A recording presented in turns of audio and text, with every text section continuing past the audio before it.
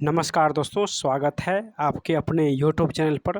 दोस्तों आज हम लोग पढ़ने वाले हैं एएसओ पब्लिकेशन का रामबाण बुक। इसमें आपको मिलेगा 17,000 प्लस टीसीएस क्वेश्चन और ये न्यू एडिशन है जो 2025 में और 24 लास्ट में एग्ज़ाम होने वाला है। इसी एग्ज़ाम को देखते हुए इस बुक को बनाया गया है। अगर आप रेलवे की तैयारी करते हैं, क्योंकि रेलवे का सभी एग्ज़ाम डेट आ गया है, उसी एग्ज़ाम के देखते हुए इस बुक को जो है लॉन्च किया गया है। आपको मिलेगा इस बुक में 2015 से लेकर 2024 तक जितने भी क्वेश्चन पूछा गया है वो सारे क्वेश्चन मिलेगा। उसके बाद थ्योरी भी मिलेगा, चैप्टर वाइज चैप्टर मिलेगा और वन लाइनर क्वेश्चन मिलेगा। यानी प्रीवियस ईयर का क्वेश्चन आपको वन लाइनर मिलेगा। उसके बाद जो क्वेश्चन बच जाता है उसका एमसीक्यू यानी ऑब्जेक्टिव मिलेगा। तो आपको लगभग 17,000 क्वेश्चन आपको इस बुक में मिल जाएगा। रेलवे की तैयारी करते हैं तो एक बार जो है इस बुक को आप लोग पढ़ने की कोशिश ज़रूर कीजिएगा। अगर आप बुक नहीं खरीद पाते हैं तो आपको पूरे बुक का सलूशन हमारे जो चैनल है इस पे अपलोड हो रहा है। अभी तक 2 मास्टर वीडियो अपलोड है, अगर वो नहीं देखे तो जाके देख लीजिए। तो दोनों मास्टर वीडियो है। आज हम लोग प्रीवियस ईयर का क्वेश्चन लगाने वाले हैं, क्योंकि बहुत सारे छात्र का कमेंट आ रहा था कि प्रीवियस ईयर का क्वेश्चन का मास्टर वीडियो बनाइए। तो आज हम लोग पूरे हिस्ट्री का मास्टर वीडियो बनाने वाले हैं। तो आप लोग प्लीज़ इस वीडियो को अंत तक ज़रूर देख लीजिएगा। उसके बाद एक और बुक आने वाला है साइंस का, जिसमें यानी ये 18,130 क्वेश्चन है। अभी ये इंग्लिश मीडियम में आ गया है। इसके बाद जो है आपको हिंदी मीडियम में 1 से 2 दिन के बाद मिल जाएगा। इसके बाद हम लोग साइंस का भी मास्टर वीडियो बनाने वाले हैं, तो सभी लोग जल्दी से इस चैनल से ज्वाइन हो जाओ। चलिए देखिए, ये वीडियो अपलोड है। आपको इसमें 1500 क्वेश्चन सॉल्यूशन किए थे, इसका मास्टर वीडियो अपलोड है। इसके बाद एक और मास्टर वीडियो अपलोड हो गया है, जिसमें 500 क्वेश्चन का इतिहास का क्वेश्चन जो रिपीट क्वेश्चन था ये भी अपलोड है। आज हम लोग पढ़ने वाले हैं प्रीवियस ईयर का।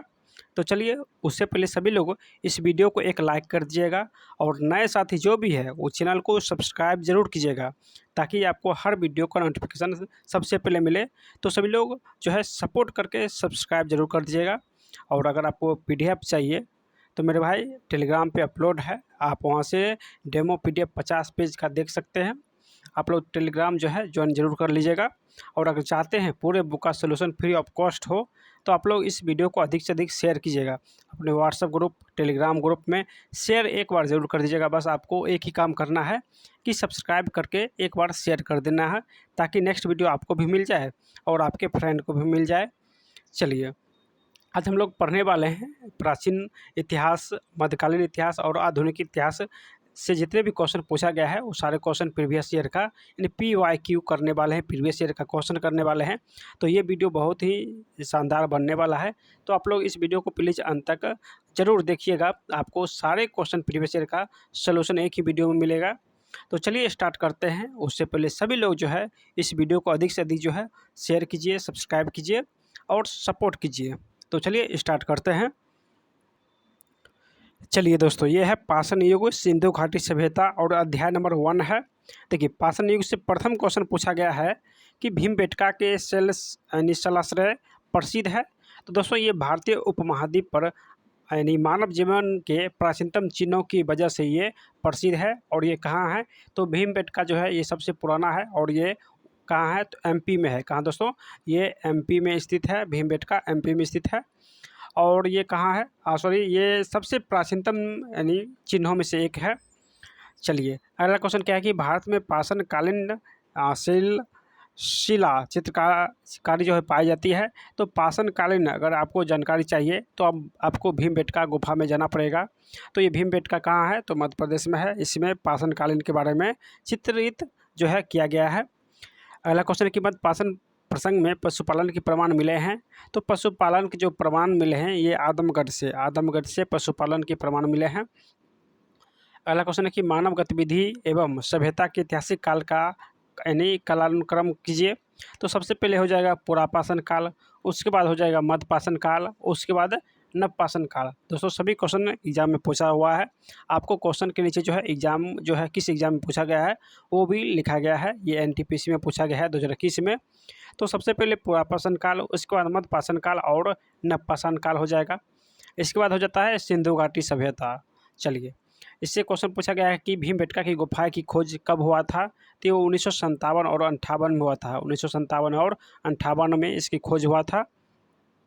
चलिए दोस्तों, अगर आपको पसंद आ रहा है तो एक बार शेयर जरूर कीजिएगा और सपोर्ट ज़रूर कीजिएगा, ताकि हर वीडियो का आपको नोटिफिकेशन सबसे पहले मिले।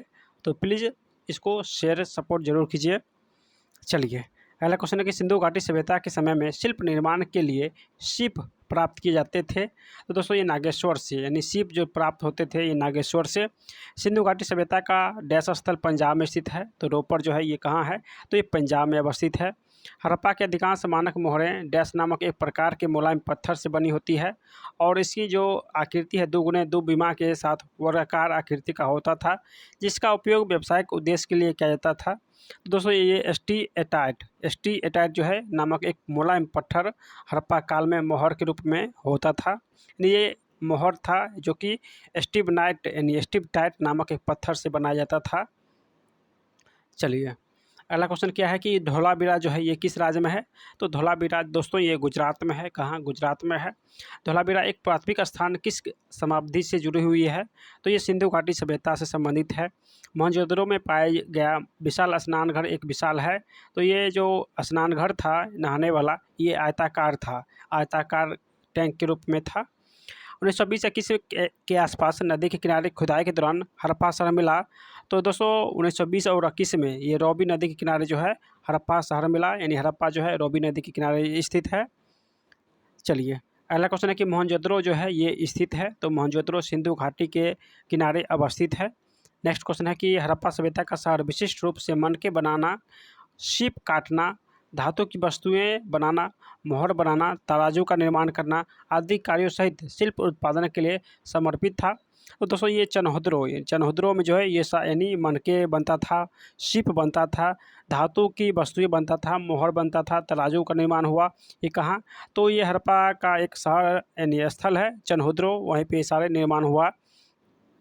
चलिए सिंधु घाटी सभ्यता के डैश स्थल को सबसे यानी पहले खोजा गया।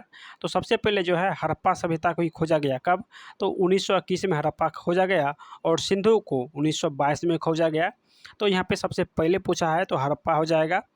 चलिए अगला क्वेश्चन देख लेते हैं। देखिए अगला क्वेश्चन क्या है कि पत्थर की बनी नृत्य करते हुए पुरुष की मूर्ति नटराज पाई जाती है। तो ये हड़प्पा संस्कृति में पाई गई है, यानी हड़प्पा से मिला है। नटराज की जो मूर्ति मिला है ये हड़प्पा से मिला है। नेक्स्ट है कि हड़प्पा स्थल गुजरात में पाया जाता है। तो ये कौन सा हड़प्पा स्थल यहाँ पे होना चाहिए कि कौन सा हड़प्पा स्थल गुजरात में पाया जाता है, तो ये धोलावीरा हो जाएगा। धोलावीरा कहाँ है, तो गुजरात में है। सिंधु घाटी के 10 स्थलों में जलाशय के साक्ष्य मिला है। तो ये जलाशय यानी सबसे बड़ा जो जलाशय के साक्ष्य मिला है वो धोलावीरा से ही मिला है और ये सबसे बड़ा शहर भी है धोलावीरा। अगला क्वेश्चन देखते हैं कि प्राथमिक स्थल सुरकट्टा जो है ये स्थित है। तो सुरकट्टा देखिए दोस्तों ये बहुत सारे एग्जाम में क्वेश्चन पूछा गया है तो कि सुरकट्टा जो है ये कहाँ है, तो गुजरात में। सुरकट्टा गुजरात में है। नेक्स्ट 1944 में भारतीय प्राथमिक सर्वेक्षण के महानिदेशक के रूप में डैश ने पदभार संभाला और हड़प्पा की खुदाई का जिम्मा लिया।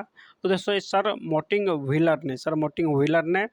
नेक्स्ट क्वेश्चन क्या है कि प्रसिद्ध सिंधु घाटी स्थल मोहनजोदड़ो की पहली बार खुदाई प्रख्यात ने खुदाई पदभार संभाला, यानी किसने खुदाई का पदभार संभाला, तो मोहनजोदड़ो का खुदाई का पदभार आर.डी. बनर्जी ने संभाला।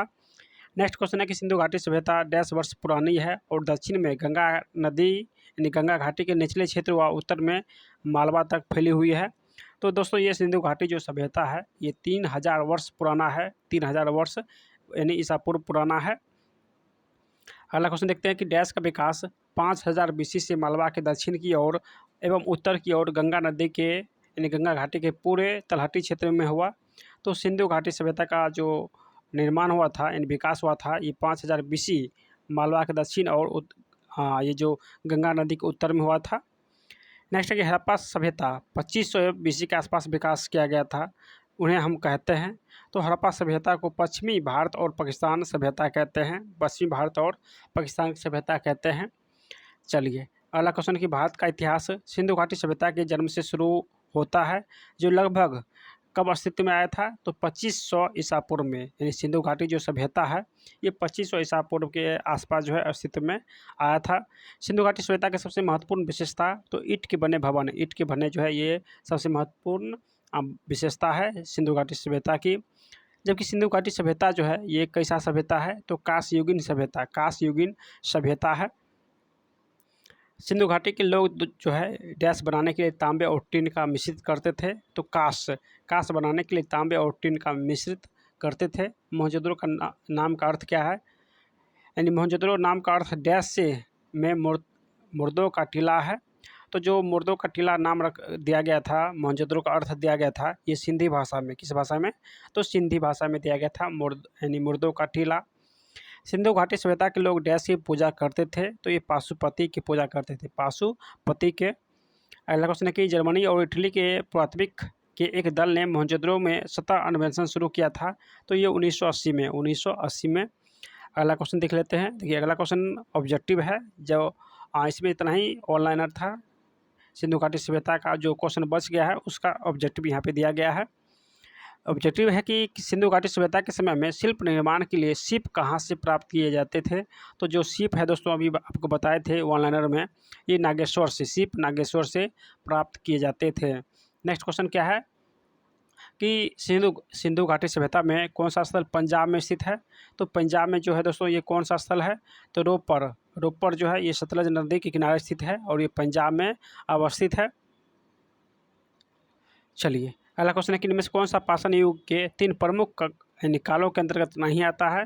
तो देखिए सबसे पहले आपको बताए थे कि पुरापाषाण काल, फिर मध्यपाषाण काल, फिर यानी पुरापाषाण काल के बाद मध्यपाषाण काल और उसके बाद नवपाषाण काल। लेकिन वहाँ पे ताम्रपाषाण काल का ये जिक्र नहीं था, ये बाद में आया था। तो ये ऑप्शन सी जो है वो गलत है, यानी ये पुरापाषाण काल से संबंधित नहीं है। चलिए अगला क्वेश्चन क्या है कि निम्नलिखित में से कौन सा मानव गतिविधि एवं सभ्यता के प्राक ऐतिहासिक काल का सही कालानुक्रम है? यानी कौन सा क्रम जो है वो सही है? चलिए सबसे पहले हो जाएगा ये पुरापाषाण काल, मध्यपाषाण काल और नवपाषाण काल। ये NTPC 2021 में ये क्वेश्चन पूछा गया है। चलिए अगला क्वेश्चन है कि पुरापाषाण काल नेक्स्ट क्वेश्चन है कि सिंधु घाटी सभ्यता वर्ष पुरानी है और दक्षिण में गंगा नदी के निचले व उत्तर में मालवा तक फैली हुई है। तो ये कितना वर्ष पुराना है? तो ये लगभग 2500 से 3000 के ईसा पूर्व के आसपास देता है। तो ये 3000 यहाँ पे हो जाएगा, क्योंकि यहाँ पे 2500 नहीं है। तो ये 3000 ईसा पूर्व के आसपास की सभ्यता है सिंधु घाटी की सभ्यता। चलिए अगला क्वेश्चन क्या है कि डैश का विकास 5000 BC ईस्वी से मालवा के दक्षिण की ओर, उत्तर की ओर गंगा घाटी के पूरे तलहटी क्षेत्र में हुआ था। तो सिंधु घाटी सभ्यता जो है इसकी जो विकास हुआ था ये 5000 BC ईसा पूर्व के आसपास हुआ था। यानी विकास 5000 ईसा पूर्व जो है हुआ था। लेकिन जो है यहाँ पे अगला क्वेश्चन था कि पुरानी सभ्यता अगर पूछे तो पुरानी हो जाएगा दोस्तों ये 3000 के आसपास, 3000 के आसपास। चलिए नेक्स्ट क्वेश्चन देख लेते हैं। नेक्स्ट क्वेश्चन क्या है कि हड़प्पा सभ्यता यानी 2500 BC के आसपास विकास किया गया था, आज उन्हें हम कहते हैं। यानी जो हड़प्पा सभ्यता है वो 2500 BC के आसपास जो है वो विकास हुआ था। आज हम उसे पाकिस्तान यानी पश्चिमी पाकिस्तान और भारत यानी पश्चिमी भारत और पाकिस्तान का क्षेत्र कहते हैं, जहाँ पे हड़प्पा सभ्यता था। आज वहाँ पे पश्चिमी भारत है और पाकिस्तान स्थित है। तो ऑप्शन इसका बी हो जाएगा। नेक्स्ट क्वेश्चन क्या है कि भारत का इतिहास सिंधु घाटी सभ्यता के जन्म से शुरू होता है, यह अस्तित्व में कब आया था? तो अस्तित्व पूछे तो ये 2500 ईसा पूर्व के आसपास आया था। चलिए सिंधु घाटी सभ्यता की सबसे महत्वपूर्ण विशेषता क्या है? तो इसकी सबसे महत्वपूर्ण जो विशेषता है कि ईंट के बने भवन मिला है। ईंट का भवन मिला है कब? तो 2500 ईसा पूर्व सिंधु घाटी सभ्यता में मिला है। नेक्स्ट क्वेश्चन है कि सिंधु घाटी सभ्यता है तो ये कांस्ययुगीन सभ्यता है, कांस्ययुगीन सभ्यता है। नेक्स्ट क्वेश्चन है कि सिंधु सभ्यता के लोग डैश बनाने के लिए तांबे और टीन को मिश्रित करते थे। दोस्तों ये अभी बताए थे आपको कि तांबा और टीन का मिश्रण कांस्य बनाने के लिए करते थे, तो कांस्य हो जाएगा। नेक्स्ट क्वेश्चन है कि कौन सी सिंधु घाटी सभ्यता का महत्वपूर्ण स्थान नहीं है? तो ये आजमगढ़, ये सिंधु घाटी सभ्यता का महत्वपूर्ण स्थान नहीं है। आजमगढ़ ये उत्तर प्रदेश में स्थित है आजमगढ़। बाकी कालीबंगा, हड़प्पा, मोहनजोदड़ो ये सभी सिंधु घाटी सभ्यता का स्थान है। नेक्स्ट क्वेश्चन है कि मोहनजोदड़ो का अर्थ मुर्दे का टीला ये किस भाषा से लिया गया है? तो ये सिंधु यानी सिंधी भाषा से लिया गया था, तो ये सिंधी हो जाएगा। चलिए अगला क्वेश्चन है कि हड़प्पा के लोग निम्नलिखित में से यानी निम्नलिखित भगवानों में से किसकी पूजा नहीं करते थे? तो हड़प्पा के लोग जो है शिव की पूजा करते थे। कबूतर यानी एकमात्र पक्षी जो है वो कबूतर की पूजा करते थे सिंधु घाट यानी हड़प्पा के लोग। और स्वास्तिक, शिव भगवान, कबूतर और स्वास्तिक की पूजा करते थे। इसमें विष्णु का कोई जो है साक्ष्य नहीं मिला है, तो इसका आंसर हो जाएगा यानी ऑप्शन बी विष्णु। और इसमें अगर पूछे कि किस एकमात्र पक्षी का पूजा करते थे तो ये कबूतर हो जाएगा। चलिए अगला क्वेश्चन क्या है कि सिंधु घाटी सभ्यता के लोग पूजा करते थे? तो दोस्तों ये किसकी पूजा करते थे सिंधु घाटी के लोग? ये पाशुपति, ऑप्शन के हिसाब से ये पाशुपति हो जाएगा। नेक्स्ट क्वेश्चन है कि धोलावीरा एक प्राथमिक स्थान ये किस समयावधि से जुड़ा हुआ है? तो धोलावीरा जो है ये सिंधु घाटी सभ्यता का स्थल है, तो ऑप्शन इसका सी हो जाएगा सिंधु घाटी सभ्यता। नेक्स्ट जो है क्विक एग्जाम रिमाइंडर है। आपको ये जो क्विक एग्जाम रिमाइंडर है ये आपको या तो पीडीएफ से पढ़ना होगा या आप इसका बुक ले सकते हैं, क्योंकि अगर हम ये पढ़ाने पे आ जाए तो जो दोस्तों ये बहुत ही लंबा वीडियो बनेगा। तो इस वीडियो में हम लोग सिर्फ प्रीवियस ईयर का क्वेश्चन ही कंप्लीट करने वाले हैं। क्विक एग्जाम रिमाइंडर का जो है इसमें हम लोग स्किप करेंगे, क्योंकि 1 से 2 चैप्टर ही होगा पूरे मास्टर वीडियो में, इसलिए ये सिर्फ मास्टर वीडियो प्रीवियस ईयर का बनेगा। अगर आप लोग चाहते हैं कि इसका भी मास्टर वीडियो आए तो हम लोग इसका नेक्स्ट जो वीडियो बनेगा सभी चैप्टर का क्विक एग्जाम रिमाइंडर के नाम से बना देंगे, आप लोग बस कमेंट करना। चलिए दोस्तों अगला है वैदिक सभ्यता और महाजनपद। चलिए इससे जो क्वेश्चन पूछा गया है एलपी और एनटीपीसी में कि ऋग्वेद में ऐसे मंत्र हैं जिनके अप्रमाणिक वल्लखिल्य भजन शामिल है। तो ऋग्वेद में टोटल जो है वो 1028 मंत्र है। 1028 डैश में संगीत से संबंधित ज्ञान सहित है। तो संगीत से संबंधित जो ज्ञान है इस सामवेद में अवस्थित है। भारत का अंतर्राष्ट्रीय यानी भारत का आदर्श वाक्य सत्यम जयते जो है, जिसका अर्थ होता है सत्य की हमेशा विजय होती है, ये किस प्राचीन भारतीय शास्त्र से उद्धृत एक मंत्र है? तो सत्यम जयते जो लिया गया है ये मुंडकोपनिषद से लिया गया है। देखिए ये लगभग 10 से 12 एग्जाम में ये क्वेश्चन पूछा गया है। एसएससी सीपीओ में भी ये क्वेश्चन रिपीट हुआ है। चलिए अगला क्वेश्चन है कि ऋग्वेद 4 वेदों में से पवित्रतम वेद है, यानी सबसे पवित्र वेद है, जिसमें 10,600 ऋचाएँ के डैश सूक्तों के 10 अध्याय है।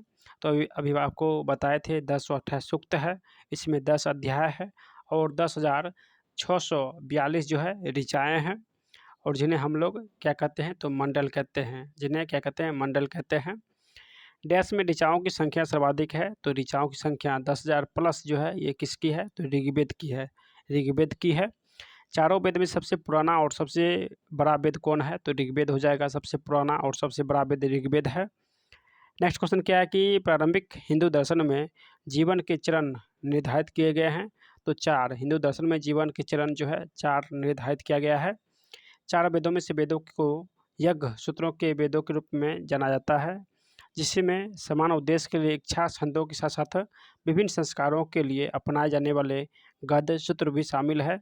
तो दोस्तों ये यजुर्वेद हो जाएगा, यानी यजुर्वेद में जो है ये यज्ञ संबंधित उल्लेख किया गया है, और इसमें बहुत सारे मंत्र का भी यानी गद्य और छंद शब्द का प्रयोग किया गया है। किसमें? तो यजुर्वेद में जो है ये गद्य और या छंद नामक शब्द का प्रयोग जो है गद्य और छंद ये सभी प्रयोग ऋग्वेद में किया गया है, यजुर्वेद में किया गया है। चलिए अगला क्वेश्चन क्या है कि उपनिषद में उप शब्द का अर्थ क्या है? तो उप जो शब्द है उपनिषद में इसका अर्थ होता है निकटता। नेक्स्ट क्वेश्चन क्या है कि ऋग्वेद के स्रोतों को डैश के रूप में जाना जाता है?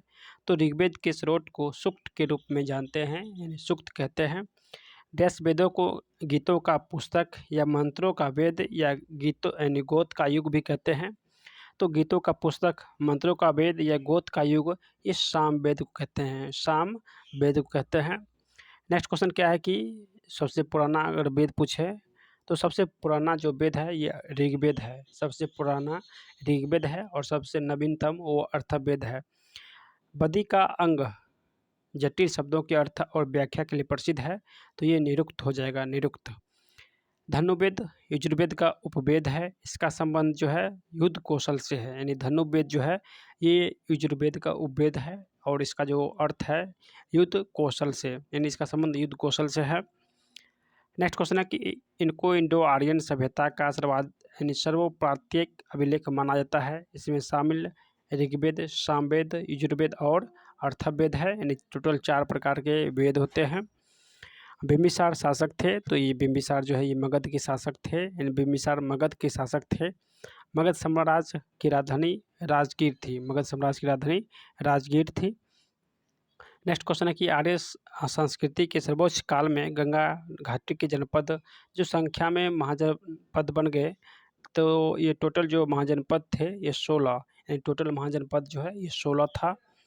प्राचीन काल में अवधि को किस नाम से जानते हैं? तो सॉरी अवध है, यहाँ पे अवध है, यानी प्राचीन काल में जो अवध था इसको किस नाम से जानते हैं? तो अवध को कौशल के नाम से जानते हैं, कौशल हो जाएगा। चलिए नेक्स्ट क्वेश्चन क्या है कि देखिए बृहदारण्यक, मुंडक और तैत्तिरीय निम्नलिखित में किस श्रेणी के धार्मिक ग्रंथों के उदाहरण है? तो ये सभी यानी बृहदारण्यक, मुंडक और तैत्तिरीय जो है ये सभी उपनिषद है, ये सभी उपनिषद है। ये ग्रुप डी का क्वेश्चन है। नेक्स्ट क्वेश्चन है कि हिंदू धर्म में निम्नलिखित में किस देवों को पौधे के स्वामी, रोग के उपचारक और धन के दाता माना जाता है? तो दोस्तों इस सोम को, यानी सोम को पौधे के स्वामी, रोगों के उपचारक और धन के दाता मानते हैं, ये सोम हो जाएगा। चलिए अगला क्वेश्चन क्या है, कह रहा कि हिंदू धर्म के प्रमुख दार्शनिक विचारधारा निम्नलिखित में से कौन सी है? तो ये वैश्विक दर्शन, यानी हिंदू धर्म के जो प्रमुख दर्शन है ये वैश्विक दर्शन है। वैश्विक दर्शन है। नेक्स्ट क्वेश्चन है कि किसे कर्मकांड ग्रंथ के रूप में जाना जाता है? यानी किसे कर्मकांड के रूप में कर्मकांड ग्रंथ के नाम से जानते हैं? तो ये यजुर्वेदिक में जो है कर्मकांड के बारे में सारा उल्लेख किया गया है। चलिए अगला क्वेश्चन क्या है कि यजुर्वेद की कितनी शाखाएं हैं? तो यजुर्वेद की टोटल 2 शाखा है, यजुर्वेद की 2 शाखाएं हैं। नेक्स्ट क्वेश्चन है कि देखिए अगला क्वेश्चन कि वैदिक अंगों के अनुसार संग्रहित्रों का कार्य निम्नलिखित में से क्या है? तो संग्रहित्रों का कार्य है ये कोषाध्यक्ष, खजांची का उल्लेख किया गया है इसमें, यानी कोषाध्यक्ष और खजांची का कार्य करना है। नेक्स्ट क्वेश्चन क्या है, देखिए हिंदू धर्म में निम्नलिखित में से किस देवता का सृजनकर्ता माना जाता है? तो सृजनकर्ता यानी निर्माणकर्ता ब्रह्मा को माना जाता है, तो ऑप्शन सी ब्रह्मा हो जाएगा। नेक्स्ट क्वेश्चन है कि ऐतरेय उपनिषद निम्नलिखित में से किस वेद के ऐतरेय आरण्यक की दूसरी पुस्तक के चौथे, 5वें और 6ठे अध्याय से संबंधित है और इसे सबसे पुराना उपनिषद माना जाता है? तो दोस्तों ये ऋग्वेद हो जाएगा, यानी ऐतरेय उपनिषद जो है ये ऋग्वेद से संबंधित है, तो ऑप्शन इसका सी ऋग्वेद हो जाएगा। चलिए अगला क्वेश्चन कि सबसे पुराना अगर वेद पूछे तो ये ऋग्वेद ही सबसे पुराना वेद है। सबसे पुराना जो वेद है ऋग्वेद है और सबसे नवीन अर्थवेद है। नेक्स्ट क्वेश्चन है कि ऋग्वेद में ऐसे 10 मंत्र है जिनमें अप्रमाणिक वल्लखिल्य भजन शामिल है, तो दोस्तों ये 1028 मंत्र है, 1028। नेक्स्ट क्वेश्चन है कि ऋग्वेद में 10 मंत्र है, तो अभी बताए थे 1028 हो जाएगा। नेक्स्ट है कि कौन सा वेद जादुई अनुष्ठानों और वशीकरण के बारे में बताता है? तो ये अर्थवेद जो है जादुई के बारे में, अनुष्ठानों के बारे में और वशीकरण के बारे में बताता है, यानी सभी प्रकार के जादू जो है ये अर्थवेद में उल्लेख है। नेक्स्ट क्वेश्चन है कि कौन सा वेद में संगीत का वर्णन है? तो संगीत का वर्णन जो है ये सामवेद में है, सामवेद हो जाएगा। नेक्स्ट क्वेश्चन है कि यजुर्वेद में यूजर का अर्थ क्या है? यजुर्वेद में युजुर का अर्थ क्या होता है? तो युजुर का अर्थ होता है बलिदान। यजुर्वेद में युजुर का अर्थ होता है बलिदान, ऑप्शन नंबर सी। चलिए नेक्स्ट भी है क्विक एग्जाम रिमाइंडर, इसको हम लोग स्किप करते हैं। चलिए अगला क्वेश्चन है अध्याय नंबर 3 जैन धर्म और बौद्ध धर्म के बारे में, और इसका प्रथम क्वेश्चन है कि गौतम बुद्ध को ज्ञान की प्राप्ति डैश शहर में हुआ था? तो ये बोध गया में। ये लगभग बहुत सारे एग्जाम में क्वेश्चन ये पूछा गया है, यानी रेलवे के हर एग्जाम में ये क्वेश्चन पूछा गया है कि गौतम बुद्ध का ज्ञान की प्राप्ति जो है ये कहाँ हुआ है? तो बोध गया में ज्ञान की प्राप्ति हुआ है।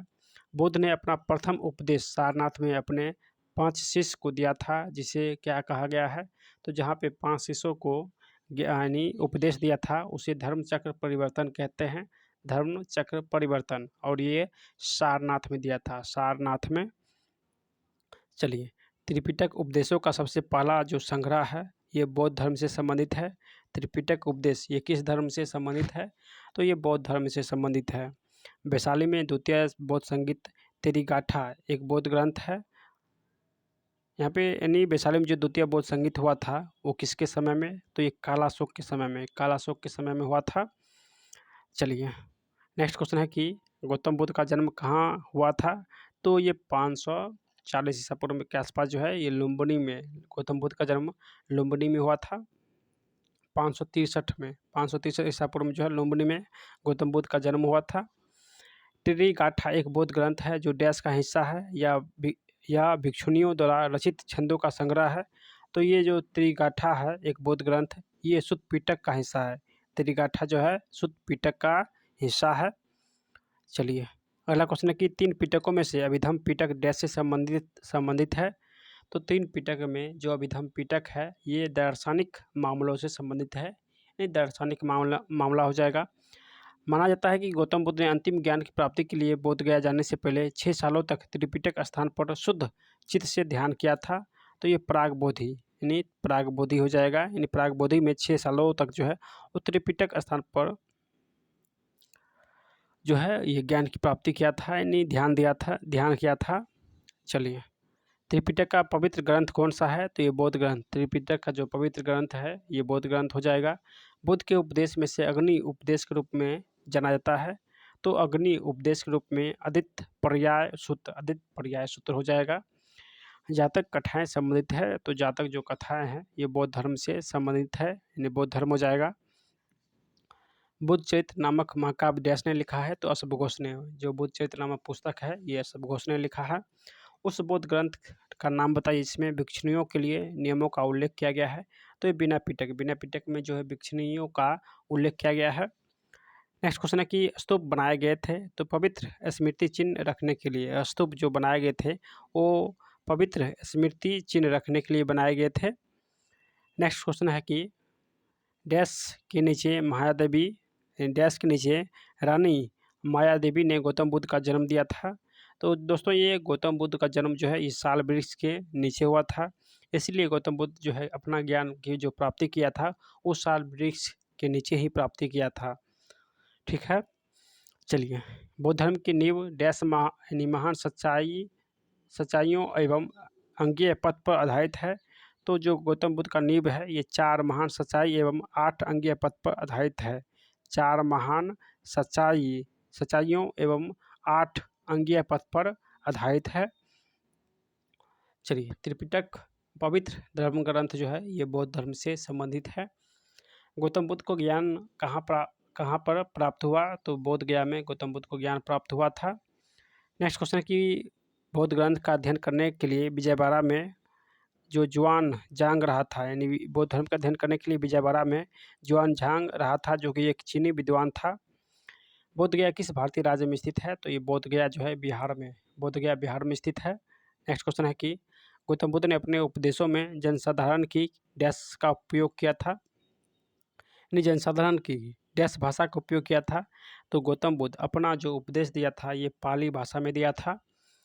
जातक कथाओं में डैश के जन्म और उनके पूर्व जीवन का वर्णन मिलता है। तो जातक कथा में जो है बुद्ध के जन्म और उनके पूर्व जीवन का सारा वर्णन जो है मिलता है जातक में। किसमें?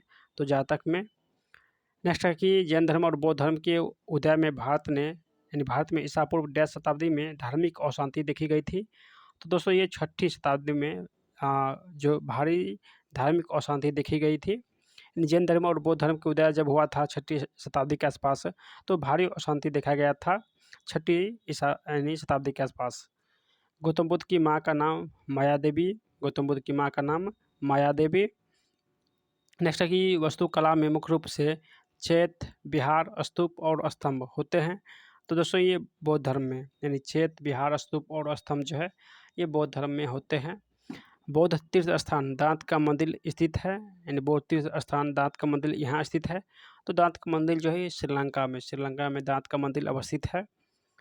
अगला क्वेश्चन है कि बोरोबुदुर बौद्ध मंदिर स्थित है, तो ये इंडोनेशिया में जो बोरोबुदुर बौद्ध मंदिर है ये इंडोनेशिया में अवस्थित है। अजंता गुफाओं की चित्रकला भारत में डैश के स्वर्ण युग का प्रमाण है। तो जो अजंता की गुफाएं हैं ये बौद्ध धर्म का एक स्वर्ण युग का प्रमाण है, यानी बौद्ध धर्म से संबंधित है। नेक्स्ट है कि अजंता की गुफाएं का चित्रकारी दर्शाता है, तो जातक कथाएं दर्शाता है, यानी जो अजंता की गुफाएं हैं ये जातक कथाएं दर्शाता है। 19वीं शताब्दी में निर्मित अजमेर की यानी अजमेर का सोनिजी की नासिया मंदिर का समर्पित है। तो भगवान ऋषभ देव को ये अजमेर का एक मंदिर है नासिया मंदिर, ये भगवान ऋषभ देव को समर्पित है। चलिए अगला है कि जैन धर्म से संबंधित जल मंदिर का निर्माण किसने करवाया था? तो राजा नंदीवर्धन जो है इसने जल मंदिर का निर्माण किया था। ये जैन धर्म से संबंधित है। जैन धर्म में तीर्थकर को कहते हैं, तो धर्म का रक्षक एवं आध्यात्मिक शिक्षक जो मोक्ष या मुक्ति का मार्ग बताता है।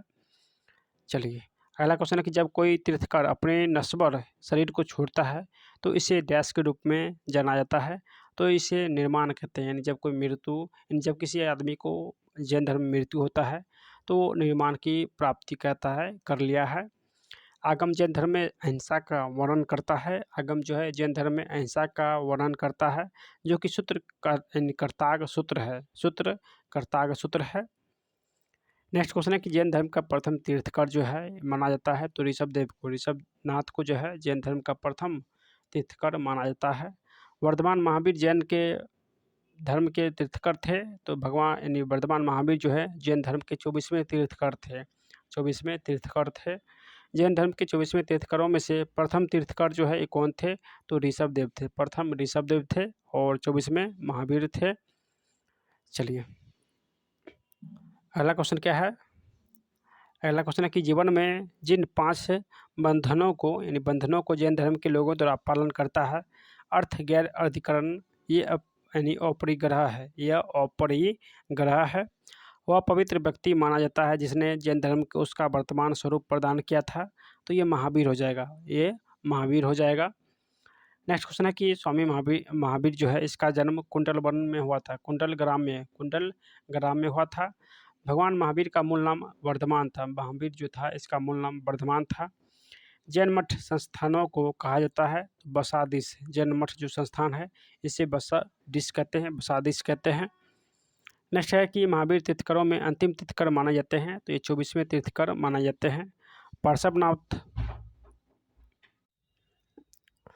पार्श्वनाथ जो कि एक क्षेत्रीय और बनारस के राजा अशोकसेन का पुत्र था, वह डैश जैन धर्म बना, तो पार्श्वनाथ 23वें जैन धर्म बना। 23वां जो है ये जैन धर्म बना था। चलिए नेक्स्ट क्वेश्चन है कि गौतम बुद्ध का संबंध निम्नलिखित में से किस गण से था? ये भी सभी जो कि प्रीवियस ईयर का ही क्वेश्चन है। तो गौतम बुद्ध का संबंध जो है ये शाक्य गण से था। ऑप्शन सी हो जाएगा, शाक्य गण हो जाएगा। नेक्स्ट क्वेश्चन है कि बौद्ध धर्म से संबंधित एक पवित्र ग्रंथ निम्नलिखित में से कौन है? बौद्ध धर्म से संबंधित एक पवित्र ग्रंथ कौन है? तो ये त्रिपिटक हो जाएगा। अगला क्वेश्चन है कि समानता एक बौद्ध मठ को संदर्भित करता है जिसमें बौद्ध भिक्षु रहते हैं, तो जहाँ बौद्ध भिक्षु रहते हैं उसे बौद्ध विहार कहते हैं। ऑप्शन का बी हो जाएगा। चलिए नेक्स्ट क्वेश्चन है गौतम बुद्ध ने आत्मज्ञान निम्नलिखित में से कहाँ से प्राप्त किया था? तो गौतम बुद्ध जो है आत्मज्ञान ये बोध गया से प्राप्त किया था। यानी गौतम बुद्ध अपना जो है आत्मज्ञान ये बोध गया से प्राप्त किया था। चलिए अगला क्वेश्चन है कि हीनयान और महायान निम्नलिखित में से किस धर्म के पंथ थे? तो हीनयान और महायान ये दोनों बौद्ध धर्म के 2 भाग में बटा हुआ पंथ था। तो ऑप्शन इसका बी हो जाएगा, बौद्ध धर्म जो है 2 भागों में बटा, हीनयान और महायान। चलिए नेक्स्ट है कि सिंह चतुर्मुख स्तंभ निम्नलिखित में से कहाँ स्थित है? तो सिंह चतुर्मुख जो स्तंभ है ये सारनाथ में स्थित है। ऑप्शन बी सारनाथ हो जाएगा। अगला क्वेश्चन है कि बोधिसत्व की अवधारणा निम्नलिखित में से किससे संबंधित है? तो बोधिसत्व की अवधारणा जो है ये महायान धर्म से संबंधित है। नेक्स्ट क्वेश्चन है कि विनयपिटक सुत्तपिटक निम्नलिखित में से किसकी शिक्षाओं के संकलन है? विनयपिटक सुत्तपिटक ये किसकी शिक्षाओं का संकलन है? तो ये गौतम बुद्ध की शिक्षाओं का संकलन है। चलिए अगला क्वेश्चन देखते हैं। नेक्स्ट क्वेश्चन है कि त्रिरत्न की अवधारणा डैश से संबंधित है। तो त्रिरत्न जो है ये बौद्ध धर्म में दिया गया था, तो इसका आंसर यानी बौद्ध धर्म हो जाएगा, ऑप्शन सी। चलिए अगला क्वेश्चन है कि निम्नलिखित में से कौन सा अनुसरण जो है धर्म और पवित्र पुस्तकों के बारे में गलत है, यानी कौन सा इसमें से ऑप्शन गलत है। देखिए, इस्लाम धर्म का पवित्र जो पुस्तक है ये कुरान है, बिल्कुल सही है। सिख धर्म का जो पवित्र पुस्तक है ये गुरु ग्रंथ साहिब है, ये भी बिल्कुल सही है। जबकि जैन धर्म के जो पवित्र उपनिषद है ये पवित्र ग्रंथ उपनिषद है। तो दोस्तों ये हिंदू धर्म से है, तो ये ऑप्शन सी जो है वो गलत हो जाएगा। हिंदू धर्म में भी महाभारत और रामायण प्रमुख ग्रंथ है। लास्ट है ईसाई धर्म, और ईसाई धर्म का प्रमुख जो ग्रंथ होता है वो बाइबिल होता है, तो ये भी सही है, यानी ऑप्शन सी जो है इसका गलत हो जाएगा। चलिए अगला टॉपिक है मौर्य वंश। देखिए मौर्य वंश से प्रथम क्वेश्चन जो है, ये क्वेश्चन देखिए कितने बार क्वेश्चन में पूछा गया है, लगभग 10 से 12 बार ये क्वेश्चन पूछा गया है। चलिए क्वेश्चन है कि सम्राट अशोक ने बौद्ध धर्म के आदेशों के प्रचार के लिए धर्म प्रचारकों को दूर दराज के स्थानों जैसे श्रीलंका पर भेजा, ताकि लोग बुद्ध की शिक्षाओं द्वारा अपने जीवन का सार्थक बना सके। धर्म प्रचारक में उनके पुत्र और पुत्रियां भी शामिल थे। उनके पुत्र और पुत्री का जो नाम था ये महेंद्र और संघमित्रा, ये जो थे ये अशोक के पुत्र और पुत्रियां थी, महेंद्र और संघमित्रा।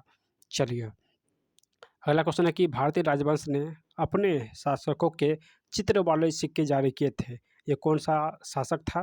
तो ये सातवाहन शासक ने अपने शासकों के यानी अपने राजवंशों में चित्र वाला सिक्का जारी किया था, तो इसका आंसर सातवाहन हो जाएगा। कनिष्क जो वंश है इस संबंधित है, तो कनिष्क वंश कुषाण वंश से संबंधित है, कुषाण हो जाएगा। चलिए अगला क्वेश्चन है कि कुषाण राजाओं में सबसे मशहूर थे, कुषाण जो है ये राजाओं में सबसे मशहूर थे। जो कुषाण राजवंश में तीसरे शासक थे, तो ये कनिष्क हो जाएगा। कुषाणों में सबसे मशहूर जो राजा था वो कनिष्क था, और ये तीसरे नंबर पर जो है राजा बने थे।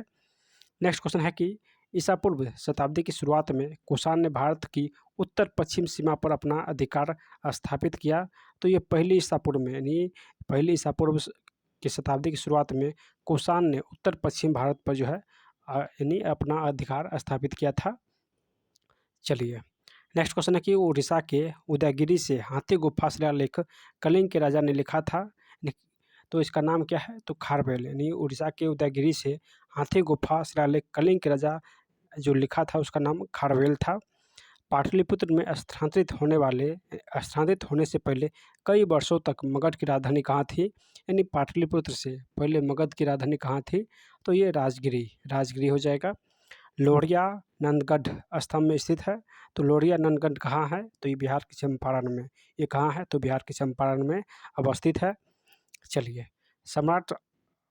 मौर्य सम्राट ने लगभग 287 से 268 यानी 231 ईसा पूर्व के अपने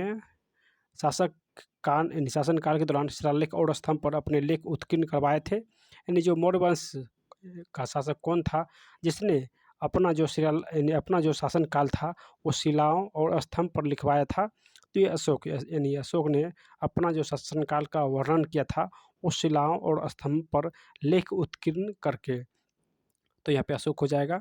अशोक का पिता कौन था, तो ये चंद्रगुप्त मौर्य था। अशोक का पिता चंद्रगुप्त मौर्य था। नेक्स्ट क्वेश्चन है कि स्थल आधुनिक गुजरात में स्थित है, यानी कौन सा स्थल आधुनिक जो है वो गुजरात में स्थित है जहाँ अशोक के शिलालेख अवस्थित है, तो ये गिरनार जो है ये गुजरात में है जहाँ पर अशोक के शिलालेख अवस्थित है। चलिए अगला क्वेश्चन है कि लगभग 260 ईसा पूर्व मौर्य सम्राट ने कलिंग को जीतने के लिए सैन्य अभियान का नेतृत्व किया था, तो ये दोस्तों ये अशोक ने 260 ईसा पूर्व में मौर्य सम्राट था, इसने कलिंग को जीतने के लिए जो है एक सैन्य अभियान का नेतृत्व किया था, तो ये अशोक हो जाएगा। चलिए नेक्स्ट क्वेश्चन है कि अशोक के अधिकांश शिलालेख डैश भाषाओं में थे, जबकि उपमहाद्वीपों के उत्तर पश्चिम में पाए गए शिलालेख आरंभिक और यूनानी भाषा में थे। तो जो अशोक थे उसका जो अधिकतम जो अभी शिलालेख था वो प्राकृतिक भाषा में, यानी अधिकतम शिलालेख प्राकृतिक भाषा में था। लेकिन कुछ जो शिलालेख था जो कि उत्तर पश्चिम में मिला था वो यूनानी भाषा में भी मिला है। चलिए अगला क्वेश्चन है कि देखिए, मौर्य शासक के दौरान डैश प्रांत को कर्नाटक में सोने की खान का केंद्र माना जाता है। तो दोस्तों ये स्वर्णगिरी ये कहाँ है, तो ये कर्नाटक में स्थित है और इसे सोने का खान का केंद्र माना जाता था। किसके समय में, तो मौर्य साम्राज्य के समय में। अगला क्वेश्चन है कि सेल्यूकस निकेटर नामक शासक द्वारा मेगास्थनीज नामक राजदूत को चंद्रगुप्त मौर्य के दरबार में भेजा गया था। तो दोस्तों ये यूनानी कौन भेजा था, तो यूनानी ने मेगास्थनीज को चंद्रगुप्त मौर्य के दरबार में भेजा था। चलिए अगला क्वेश्चन है कि मौर्य शासक अशोक द्वारा निर्मित सारनाथ सिंह चतुर्मुख से बना था। तो सिंह चतुर्मुख जो बना है ये किस पत्थर से बना है, तो ये बलुआ पत्थर से, यानी अशोक ने सिंह चतुर्मुख जो मंदिर बनाया था ये बलुआ पत्थर से बनाया था। ऑप्शन यहाँ पर नहीं दिया गया है। ठीक है, ये भी NTPC CBT 2 का एग्जाम का है। 326 ईसा पूर्व में भारत पर आक्रमण करने के लिए सिकंदर ने सबसे पहले डैश किया था, यानी आक्रमण करने से पहले सिकंदर सिंधु नदी को पार किया था। 326 ईसा पूर्व में भारत पर आक्रमण करने से पहले जो सिकंदर था ये सिंधु नदी को पार किया था और ब्यास नदी से वापस लौट गया था, यानी ब्यास नदी को पार नहीं कर पाया। ठीक है, मध्य प्रदेश में भगवान बुद्ध के सम्मान में सम्राट अशोक द्वारा बनवाया गया बौद्ध स्मारक कौन था, तो ये दोस्तों मध्य प्रदेश में सांची स्तूप बनाया था। सांची स्तूप कहाँ है, तो ये मध्य प्रदेश में। किसने बनवाया, तो ये अशोक ने बनवाया था और ये भगवान बुद्ध के सम्मान में। ठीक है, सांची के स्तूप का निर्माण किसने करवाया, तो ये अशोक ने सांची के स्तूप का निर्माण अशोक ने करवाया था। चलिए, बौद्ध धर्म से संबंधित प्रख्यात भवन ससना धमेक स्तूप का निर्माण मूलतः देश वंश के शासनकाल के दौरान करवाया गया था। तो ये धमेक स्तूप जो है इसका निर्माण मौर्य वंश के शासनकाल में हुआ था। किसके, तो मौर्य वंश के शासनकाल में हुआ था। बौद्ध ससना सम्यक स्तूप कहाँ है, तो सम्यक स्तूप जो है ये सारनाथ में, सम्यक स्तूप जो है ये सारनाथ में अवस्थित है। तृतीय बौद्ध परिषद का आयोजन कहाँ पे हुआ था, यानी किसने करवाया, तो तृतीय बौद्ध जो परिषद हुआ था ये अशोक ने करवाया था, ये अशोक ने करवाया था। चलिए, ऐतिहासिक मांड देव रोड का निर्माण कई शासकों के द्वारा करवाया गया था। मौर्य वंश के शासनकाल के दौरान इसे कहा जाता था। तो दोस्तों इसे उत्तरापथ कहते हैं, यानी मौर्य साम्राज्य के में जो रोड बनता था उसे उत्तरापथ कहते थे। नेक्स्ट क्वेश्चन है कि कलिंग युद्ध की हिंसा को देखकर प्रतिशोध लेने की सोच रखने वाले सम्राट अशोक का हृदय परिवर्तन हुआ और वे एक स्थिर हित और शांति प्रिय सम्राट और डैश के अनुयायी बन गए थे। तो जब कलिंग युद्ध हुआ था इसके बाद जो है अशोक बहुत सारे रक्त को देखकर जो है इसका हृदय जो है परिवर्तन हो गया, यानी इसको माया आने लगा और इसने कहा कि अब से जो है हम लोग ये सब नहीं करेंगे और इसने बौद्ध धर्म को अपना लिया था। इसने बौद्ध धर्म को अपना लिया था कब, तो कलिंग युद्ध के बाद। कलिंग युद्ध जो है 261 ईसा पूर्व में हुआ था। चलिए, चंद्रगुप्त मौर्य के गुरु कौन थे, तो ये सभी लोग जानते हैं, ये विष्णुगुप्त जिसे कौटिल्य भी कहते हैं। उदयदिन ने मगध की राजधानी को किस शहर से हटाकर पाटलिपुत्र में स्थापित किया था, तो ये उदयदिन राजगीर से हटाकर ये पाटलिपुत्र स्थापित किया था मगध की राजधानी। किसने, तो उदयदिन ने। चलिए अगला क्वेश्चन है कि डैश पुस्तक मेगास्थनीज ने लिखा, ये भी बहुत सारे एग्जाम में क्वेश्चन पूछा गया है। तो दोस्तों ये इंडिका जो पुस्तक है ये मेगास्थनीज ने लिखा था और ये चंद्रगुप्त मौर्य के साम्राज्य में रहता था। ठीक है, चलिए अगला क्वेश्चन है कि अशोक के प्राचीनतम प्राप्त अभिलेख डैश लिपि में लिखी गई है। तो ये प्राचीनतम जो यानी अभिलेख था ये ब्राह्मी लिपि में लिखा गया था, यानी पहला जो अभिलेख था शुरू का वो ब्राह्मी लिपि में लिखा गया था और सबसे अधिक जो अभिलेख लिखा गया था वो प्राकृतिक भाषा में। चलिए अगला क्वेश्चन है कि डैश ने मौर्य प्रशासन में अध्यक्ष को विभिन्न विभागों के अध्यक्ष के रूप में, यानी अध्यक्षकों के रूप में उल्लेख किया है, तो ये कौटिल्य हो जाएगा। चलिए अगला क्वेश्चन है कि डैश ने धर्म विजय यानी धार्मिकता द्वारा विजय की नीति विकसित किया था, तो ये अशोक ने संघमित्रा और महेंद्र वर्मन के पिता थे। तो संघमित्रा और महेंद्र वर्मन के पिता ये अशोक थे। कौन थे, तो अशोक थे।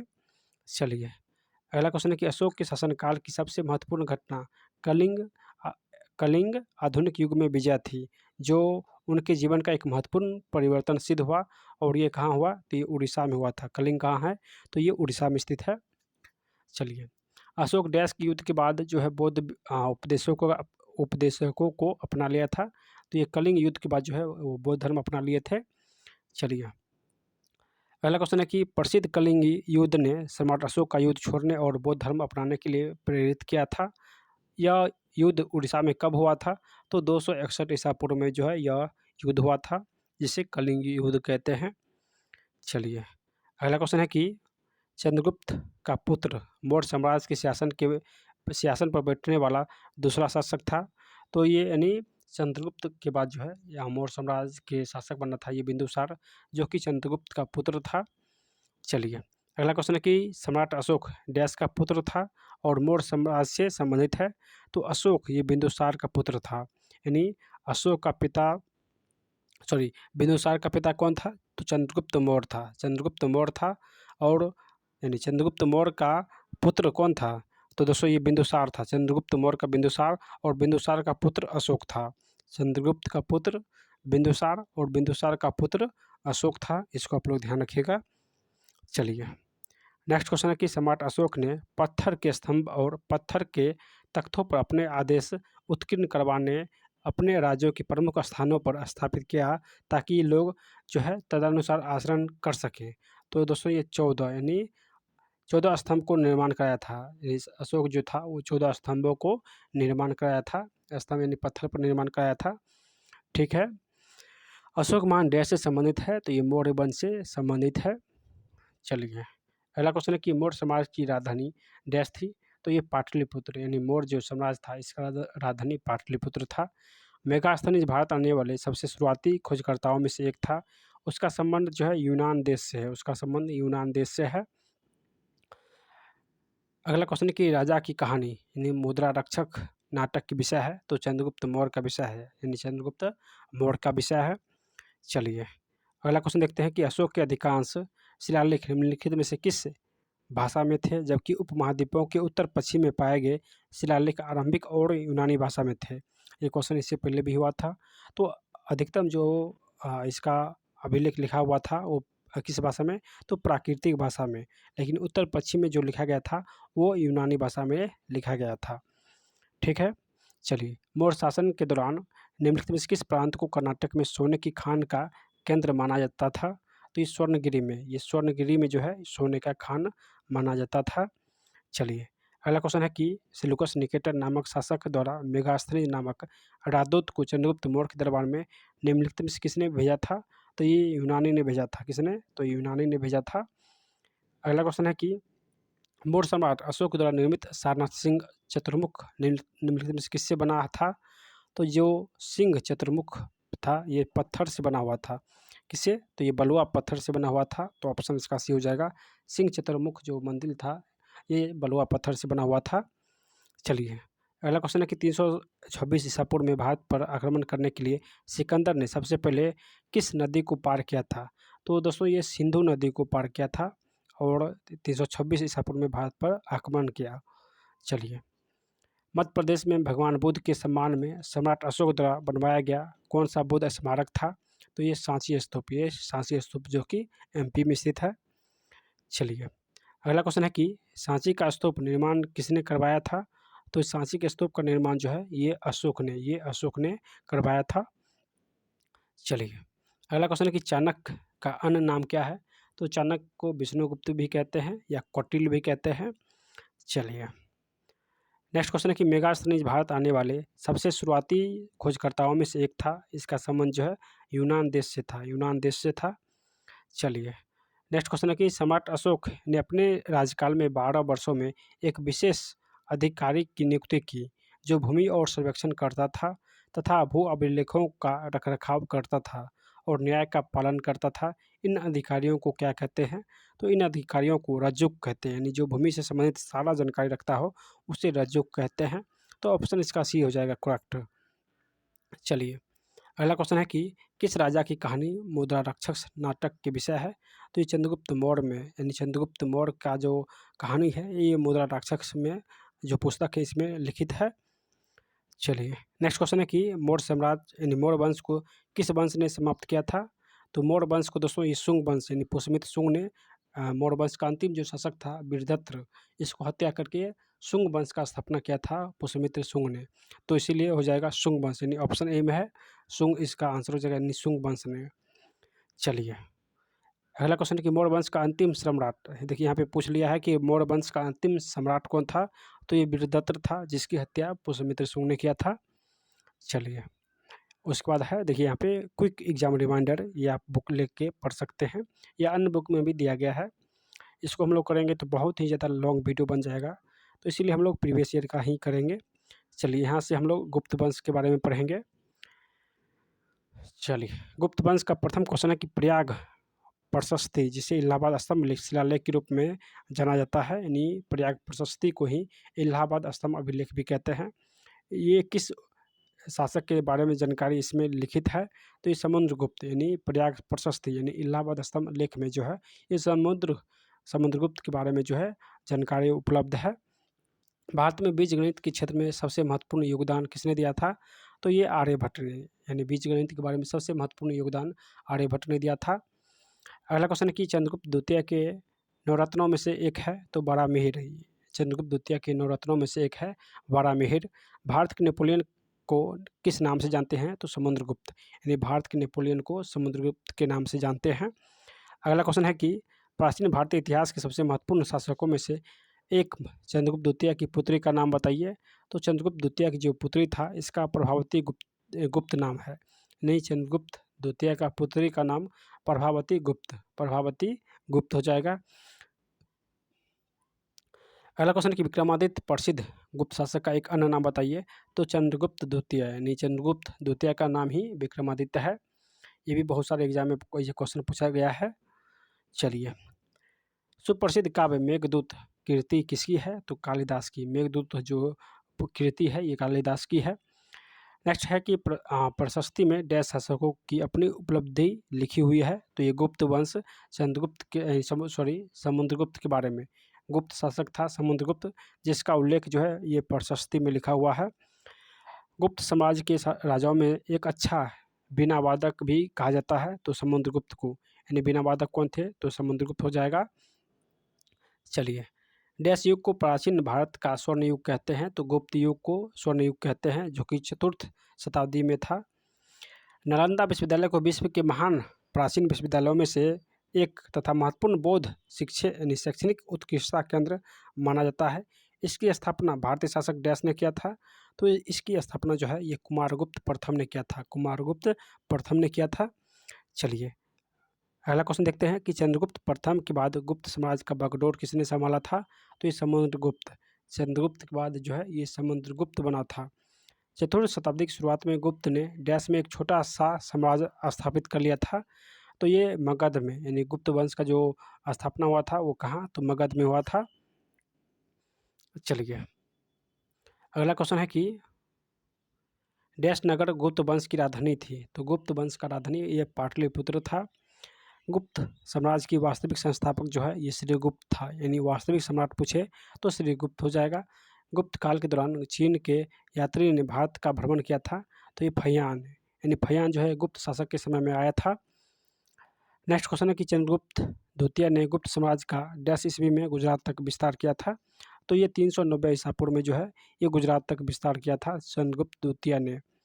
होयसल साम्राज्य की राजधानी ये द्वार समुंदर था, होयसल साम्राज्य की राजधानी द्वार समुंदर था। चलिए राजा सिंह विष्णु डैश वंश के शासक थे। तो ये पल्लव वंश के शासक थे, यानी राजा सिंह विष्णु जो है ये पल्लव वंश के शासक थे। फुलकेशनी प्रथम और फुलकेशनी द्वितीय नामक शासक डैश से संबंधित है। तो ये चालुक्य वंश से संबंधित है, यानी फुलकेशनी प्रथम और फुलकेशनी द्वितीय जो है ये चालुक्य वंश से संबंधित है। फुलकेशनी द्वितीय डैश राजवंश का सर्वाधिक प्रख्यात शासक था। तो ये चालुक्य वंश के सबसे जो है शक्तिशाली शासक था। अगला क्वेश्चन है कि 7वीं और 8वीं सदी में बहुत शक्तिशाली हो गए और कांचीपुरम उसकी राजधानी थी। तो पल्लव, यानी पल्लव जो शासक था पल्लव राजवंश, ये 7वीं और 8वीं सदी के आसपास जो है वो सबसे शक्तिशाली शासक था और इसकी राजधानी कांचीपुरम था। इसकी राजधानी कांचीपुरम था। पल्लव वंश के राजा संस्कृत नाटक भी लिखा करते थे। तो ये महेंद्र वर्मन जो शासक था, ये संस्कृत में नाटक लिखते थे। संस्कृत में ये नाटक लिखते थे। चोल राजवंश के अंतिम शासक कौन थे? तो राजेंद्र चोल थे। राजेंद्र चोल ठड थे। अंतिम राजेंद्र चोल ठड थे। चोल राजा ने मालदीव के द्वीपों पर दरियाई विजय पाई थी। तो चोल राजा ने मालदीव के द्वीपों पर दरियाई विजय पाई थी। तो ये राजा राज ने जो है मालदीव पर जो है विजय प्राप्त किया था। चलिए, अगला क्वेश्चन है कि भारतीय राजा ने पूर्व एशिया के कुछ हिस्सों को जीतने के लिए नौसेना शक्ति का इस्तेमाल किया था। तो ये राजेंद्र चोल ने, यानी नौसेना शक्ति का उपयोग राजेंद्र चोल ने किया था। चलिए, संगम साहित्य की रचना डैश भाषा में हुई है? तो संगम साहित्य की रचना जो है ये तमिल भाषा में हुआ है। बोल शिलालेख से उल्लिखित गुरुकुल के अनुरक्षण हेतु प्रदान की गई भूमि को डैश कहते हैं? तो इसे शलाभोग कहते हैं। यानी जो गुरुकुल के रूप में जो भूमि मिलता था उसे शलाभोग कहते थे। चलिए, किस राजवंश ने दक्षिण पूर्व एशिया में शिपिंग उद्यम स्थापित किया था? तो ये चोल ने जो है दक्षिण पूर्व एशिया में शिपिंग उद्यम का स्थापित किया था। चलिए, नेक्स्ट क्वेश्चन है कि पांड्य वंश की राजधानी कहाँ थी? मदुरई। पांड्य वंश की राजधानी मदुरई थी। डैश ने मदुरई के आसपास के क्षेत्रों पर शासन किया था और 13वीं शताब्दी में सर्वोच्चता प्राप्त किया था। तो पांड्या ने जो है 13वीं शताब्दी के आसपास जो है वो शासन किया था। कहाँ पे? तो मदुरई में। पांड्य जो वंश था पांड्या, ये 13वीं शताब्दी के आसपास जो है ये मदुरई में अपना शासन किया था।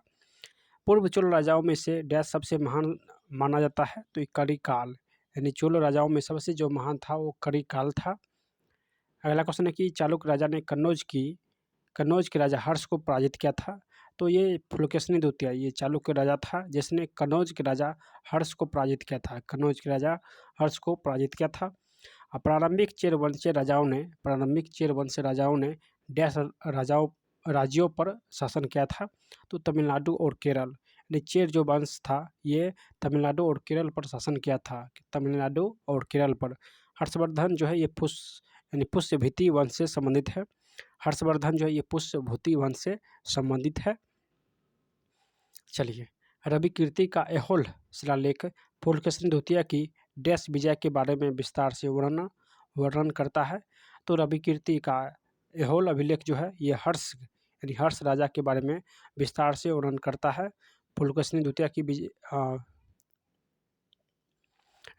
जो रवि कीर्ति है इसका जो ऐहोल अभिलेख है ये राजा हर्ष ने पुलकेशिनी द्वितीय पर विजय प्राप्त किया था। इसका सारा विस्तार जो है इस बुक में लिखा हुआ है। नेक्स्ट क्वेश्चन है कि हर्षवर्धन के शासनकाल में भारत आया था? तो हर्षवर्धन के शासनकाल में जुआन झांग, ये बेंजुएला हो जाएगा, इन जुआन झांग आया था। हर्षवर्धन के समय में जुआन झांग आया था। चलिए, राजा हर्षवर्धन के दरबारी कवि थे? तो बाणभट्ट, यानी बाणभट्ट जो थे ये राजा हर्षवर्धन के दरबारी कवि थे। चलिए, चीनी यात्री हैंसोंग डैश के शासनकाल में भारत आया था? तो ये हर्षवर्धन के समय में भारत आया था। नेक्स्ट क्वेश्चन है कि डैश चीनी बौद्ध भिक्षुक था जिसने नालंदा में बौद्ध शास्त्रों का अध्ययन किया था और 627 से 643 ईस्वी तक भारत की 17 वर्षों की लंबी यात्रा के लिए प्रसिद्ध था? तो ये हैंसोंग था। हैंसोंग जो है एक बौद्ध भिक्षुक था जो कि 627 से 643 तक भारत में नालंदा विश्वविद्यालय में जो है बौद्ध धर्म का अध्ययन किया था।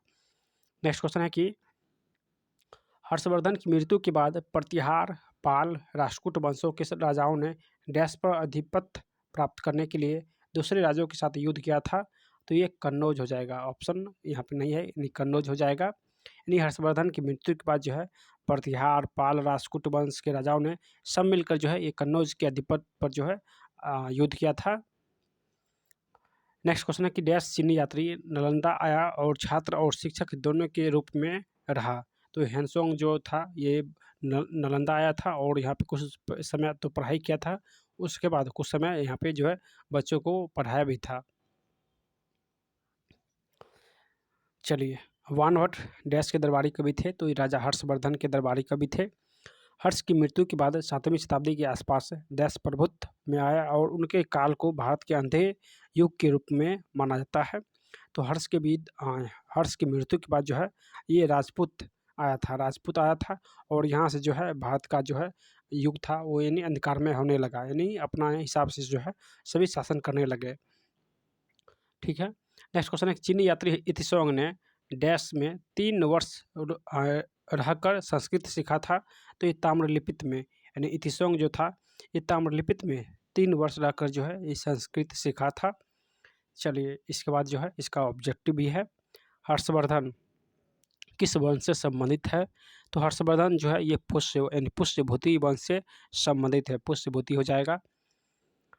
नेक्स्ट क्वेश्चन है कि रवि कीर्ति का एहोल अभिलेख पुलकेशिनी द्वितीय का निम्नलिखित में से किस पर विजय के बारे में वर्णन किया गया है। ये ऊपर भी क्वेश्चन था, तो ये हर्ष पर यानी हर्ष के विजय पर जो है ये रवि कीर्ति का एहोल अभिलेख जो है वर्णन किया गया है, तो इसका आंसर हर्ष हो जाएगा।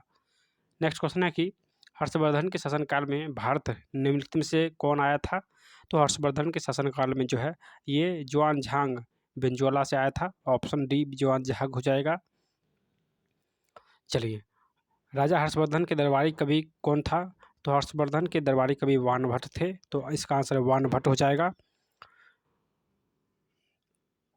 नेक्स्ट क्वेश्चन, संगम साहित्य की रचना किस भाषा में हुआ है। तो ये तमिल भाषा में, संगम साहित्य की रचना तमिल भाषा में हुआ है। नेक्स्ट क्वेश्चन है कि बोल शिलालेख के अनुसार गुरुकुल के अनुरक्षण हेतु प्रदान की गई भूमि निम्नलिखित में से क्या कहा जाता है। निबोल शिलालेख के अनुसार गुरुकुल के अनुरक्षण हेतु प्रदान की गई भूमि को साल भोग कहते हैं, साल भोग कहते हैं।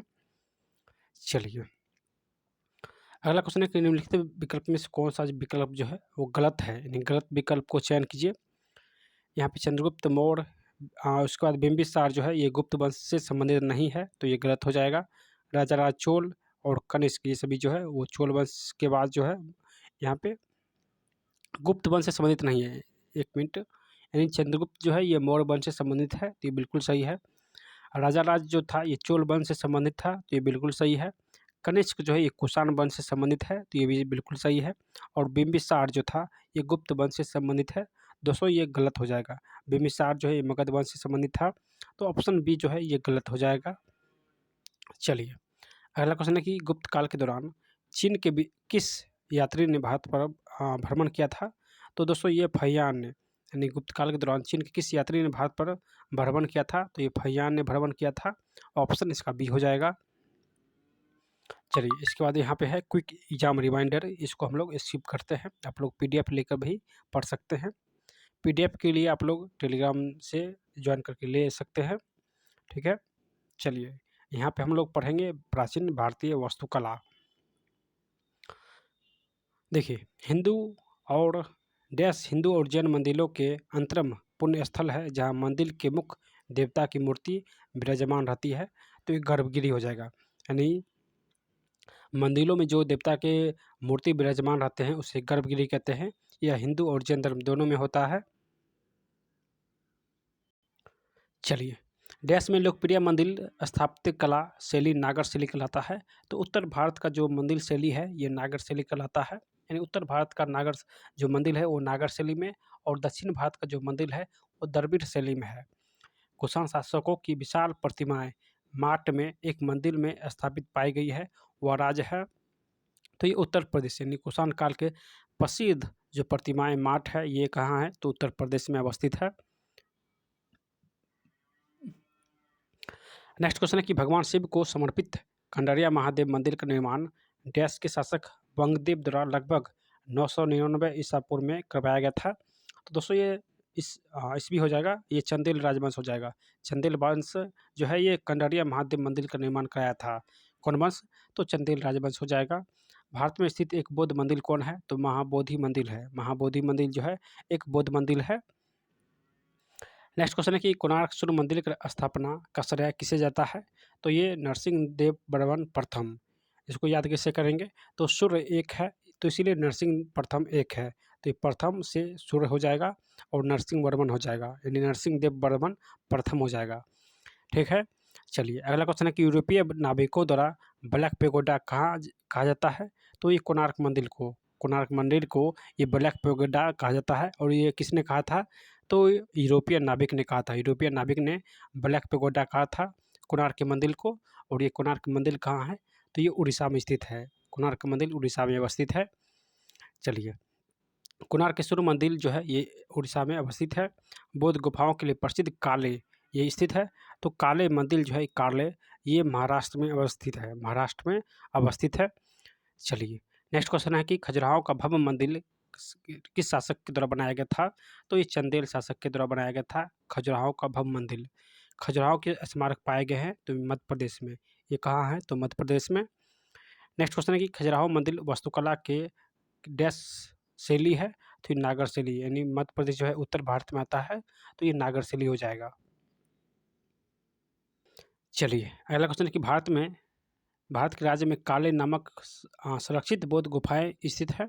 तो जो काले गुफा है कार्ले, ये महाराष्ट्र में स्थित है। कहाँ? तो महाराष्ट्र में अवस्थित है। बौद्ध गुफाओं में सबसे अच्छी सुरक्षित गुफा कार्ले जो है ये कहाँ है? तो महाराष्ट्र में अवस्थित है। नेक्स्ट क्वेश्चन है कि बृहदेश्वर मंदिर भारत के किस राज्य में है? तो बृहदेश्वर जो मंदिर है ये भारत के तमिलनाडु में अवस्थित है। मंदिरों का निर्माण राजा राज चोल द्वारा करवाया गया था। तो ये बृहदेश्वर मंदिर का निर्माण जो है ये राजा राज चोल के द्वारा करवाया गया था। खंडरिया महादेव मंदिर जो है ये खजुराहो मंदिर समूह में अवस्थित है। यानी खंडरिया महादेव मंदिर डैश समूह से संबंधित है। तो ये खजुराहो मंदिर से संबंधित है। मुर्देश्वर मंदिर डैश राज्य में कुंडक गिरी में स्थित है। तो ये कर्नाटक, यानी कर्नाटक के कंडुक गिरी में स्थित है मुर्देश्वर मंदिर। तिरुवरुर और अजंता के मंदिरों की दीवार पर डैश प्रकार की चित्रकारी मौजूद है। तो ये भित्ति चित्रकारी जो है ये मौजूद है। नेक्स्ट क्वेश्चन है कि लिंगराज मंदिर का निर्माण किसने करवाया था? तो लिंगराज मंदिर जो है ये सोमवंशी राजा याति केसरी ने लिंगराज मंदिर को निर्माण करवाया था। श्री लिंगराज मंदिर डैश शहर में अवस्थित है? तो ये भुवनेश्वर में। लिंगराज मंदिर जो है ये भुवनेश्वर में अवस्थित है। मोढेरा स्थित सूर्य मंदिर का निर्माण डैश ने करवाया था? तो मोढेरा का सूर्य मंदिर का निर्माण ये सोलंकी राजवंश ने कराया था। सोलंकी राजवंश ने करवाया था। अगला क्वेश्चन है कि उदयगिरी और खंडगिरी गुफाएं डैश में स्थित रॉक कट गुफाएं हैं। तो उदयगिरी और खंडगिरी जो गुफा है ये उड़ीसा में स्थित है। ये उड़ीसा में अवस्थित है। श्रवण बेलगोला में स्थित गोमतेश्वर मूर्ति डैश से बनी है? तो ये ग्रेनाइट से बना हुआ है। यानी गोमतेश्वर की जो मूर्ति है वो ग्रेनाइट से बना हुआ है। विश्व विरासत स्थान के रूप में प्रसिद्ध अजंता की गुफाएं डैश में स्थित है? तो ये औरंगाबाद में अवस्थित है। यानी जो अजंता की गुफाएं है ये औरंगाबाद में अवस्थित है। नेक्स्ट क्वेश्चन है कि उस स्मारक का नाम बताइए जो एक पुरातत्विक स्थल के जीर्णोद्धार और संरक्षण का प्रमाण है। तो ये सांची स्तूप, यानी सांची स्तूप जो है ये पुरातत्विक स्थल का जीर्णोद्धार और संरक्षण, यानी फिर से इसको बनाया गया और संरक्षण किया गया। नेक्स्ट है कि स्तूप में निर्मित छज्जे जैसी संरचना को क्या कहते हैं? तो स्तूप में जो छज्जे जैसी संरचना होती है उसे हर्मिका कहते हैं। चलिए, अगला क्वेश्चन है कि डैश का निर्माण पल्लव वंश के शासकों के द्वारा करवाया गया था। तो ये कांचीपुरम जो कि कैलाश मंदिर स्थित है, कांचीपुरम में कैलाश मंदिर का निर्माण पल्लव वंश के शासक ने करवाया था। हिंदू मंदिर के डैश हिस्से में बड़ी संख्या में उपासकों के लिए जगह होती है? तो मंडप में, यानी मंडप में बड़ी संख्या में उपासक के लिए जगह होते हैं। अजंता की गुफाएं जो है ये महाराष्ट्र में है। अजंता की गुफाएं जो है ये महाराष्ट्र में अवस्थित है। चलिए, सांची स्तूप किस शहर में है? तो ये भोपाल में। सांची स्तूप जो है ये भोपाल में अवस्थित है। अब विख्यात सांची स्तूप डैश द्वारा बनवाया गया था? तो ये अशोक के द्वारा, यानी सांची जो स्तूप है ये अशोक के द्वारा बनवाया गया था। तंजावुर का डैश चोल वास्तुकला का उदाहरण है जिसका निर्माण सम्राट राजा राज प्रथम ने करवाया था? तो बृहदेश्वर मंदिर, यानी बृहदेश्वर मंदिर का निर्माण ये तंजावुर के शासक ने करवाया था, राजा राज प्रथम ने। सबरीमला जो मंदिर है ये कहाँ है? तो सबरीमला जो मंदिर है ये केरल में अवस्थित है। केरल हो जाएगा। चित्रकला की पटचित्र शैली डैश राज्यों की सबसे पुरानी और लोकप्रिय शैली है? तो पटचित्र शैली जो है ये उड़ीसा की है। ये उड़ीसा की स्थित है, यानी उड़ीसा की है। कामाख्या मंदिर कहाँ है? तो ये असम में। कामाख्या जो मंदिर है ये असम में अवस्थित है। चलिए, मुंबई के निकट एलिफेंटा की गुफाओं में स्थित मंदिर डैश को समर्पित है? तो ये भगवान शिव को, यानी जो मुंबई में एलिफेंटा की गुफा है, ये भगवान शिव को समर्पित है। ऐहोल शिलालेख डैश शासक से जुड़ा हुआ है, तो ये पुलकेशिनी द्वितीय से जुड़ा हुआ है। ऐहोल शिलालेख जो है पुलकेशिनी द्वितीय से जुड़ा हुआ है। चलिए, अजंता और एलोरा की गुफाएं डैश धर्म की सबसे पहली वास्तुकला, गुफा चित्रकला और मूर्तिकला के उत्तम उदाहरण है। तो ये बौद्ध हो जाएगा, यानी बौद्ध धर्म हो जाएगा। अजंता एवं एलोरा की गुफाएं डैश राज्य में स्थित है, तो ये महाराष्ट्र में। अजंता और एलोरा की जो गुफाएं हैं ये महाराष्ट्र में अवस्थित है। चलिए, अजंता गुफाएं जो करीब 30 रॉक यानी आउट बौद्धिक गुफा है, जो भारतीय कला के बेहतरीन जीवित उदाहरण है, विशेष रूप से डैश पेंटिंग में अवस्थित है। तो अजंता की गुफा जो है ये कहाँ है, तो ये औरंगाबाद महाराष्ट्र में है। ये कहाँ है, तो ये औरंगाबाद महाराष्ट्र में अवस्थित है। चलिए, महाराष्ट्र के औरंगाबाद जिले में अजंता की गुफाएं, जिसमें लगभग 30 चट्टानों को काटकर बौद्ध गुफाएं बनाई गई थी, वह कितने प्राचीन है, तो ये 2री शताब्दी ईसा पूर्व की है। यानी जो महाराष्ट्र में अजंता की गुफाएं हैं ये 2री शताब्दी ईसा पूर्व की है। एलोरा की मंदिरों का निर्माण किसने करवाया था, तो ये राष्ट्रकूटों ने। किसने, तो राष्ट्रकूटों ने एलोरा के मंदिरों का निर्माण करवाया था। चलिए, अगला क्वेश्चन देखते हैं। देखिए, बृहदेश्वर मंदिर जो है ये कहाँ है, तो तंजावुर में। तंजावुर में बृहदेश्वर मंदिर अवस्थित है। बृहदेश्वर मंदिर राजा दक्ष के द्वारा बनवाया गया था, तो ये राजा राज चोल प्रथम के द्वारा जो है बृहदेश्वर मंदिर को बनवाया गया था। चलिए, नेक्स्ट क्वेश्चन है कि बृहदेश्वर मंदिर शिव को समर्पित एक हिंदू मंदिर है, जो भारतीय राज्य तमिलनाडु के तंजौर जिले में स्थित है। यह डैश के सिंहासन की शोभा बढ़ाने के लिए बनवाया गया था। तो चोल समाज के जो चोल समाज को शोभा बढ़ाने के लिए इस मंदिर को बनवाया गया था, बृहदेश्वर मंदिर, जिसमें शिव भगवान को समर्पित किया गया है। चलिए, बृहदेश्वर मंदिर डैश ने बनवाया था, तो डैश से बनाया गया है, तो ग्रेनाइट पत्थर से, यानी जो बृहदेश्वर मंदिर है ये ग्रेनाइट पत्थर से बनाया गया है। पुरी के जगन्नाथ मंदिर का निर्माण किसने करवाया है, तो पुरी के जगन्नाथ मंदिर का निर्माण जो है ये अनंत बर्मन चोड गंगा ने बनाया है। पुरी के जगन्नाथ मंदिर का निर्माण अनंत बर्मन चोड गंगा ने बनवाया है। प्रसिद्ध सोमनाथ मंदिर कहाँ है, तो ये गुजरात में। सोमनाथ मंदिर गुजरात में है। सोमनाथ मंदिर भारत में डैश के पश्चिम तट पर स्थित है, तो ये गुजरात के पश्चिम तट पर अवस्थित है। विमल शाह द्वारा निर्मित संगमरमर का मंदिर है, तो दिलबरा मंदिर, यानी दिलबरा जो मंदिर है ये संगमरमर का बना हुआ मंदिर है, जो कि विमल शाह ने बनवाया था। माउंट आबू का दिलबरा मंदिर डैश देवी देवताओं का समर्पित है, तो ये दिलबरा जो मंदिर है जो कि माउंट आबू पर स्थित है, ये आदिनाथ यानी आदिनाथ देवी देवताओं को समर्पित है। भगवान का नाम आदिनाथ है। दिलवारा मंदिर डैश में स्थित है, तो ये माउंट आबू राजस्थान में स्थित है। चलिए, मध्य प्रदेश में स्थित वैश्विक विरासत स्थल भीमबेटका किस युग का है, तो पाषाण युग का है, यानी रॉक साल्ट के बना हुआ है, यानी ये पाषाण युग का है।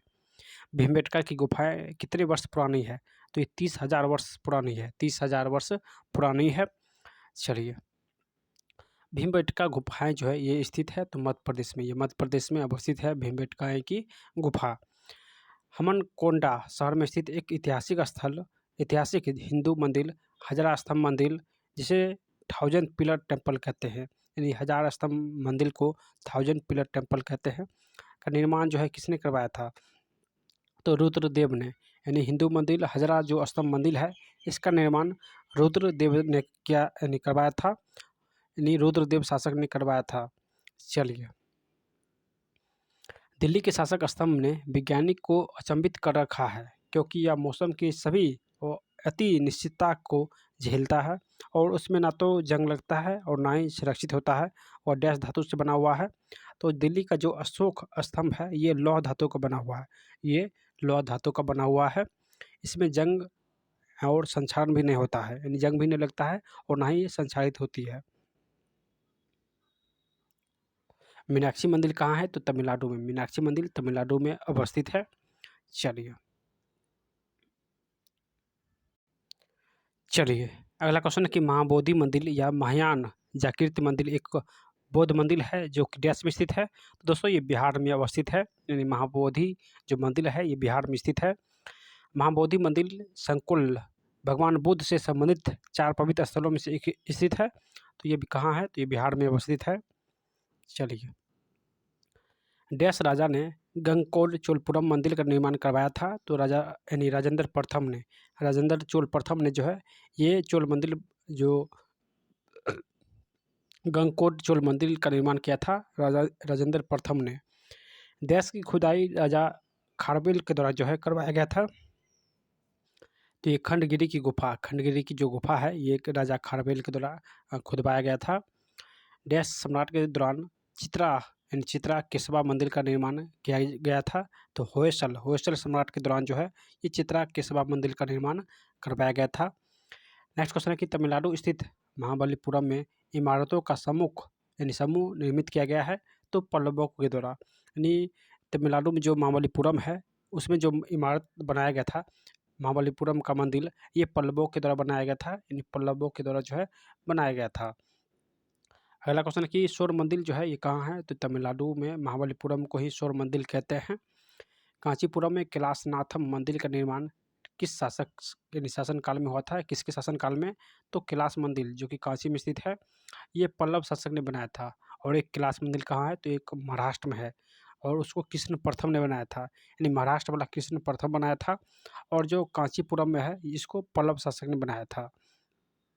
चलिए, अगला क्वेश्चन है कि तंत्रिका योगिनी पंथ का मूल स्थान डैश माना जाता है? तो तंत्रिका योगिनी पंथ का मूल स्थान उड़ीसा माना जाता है।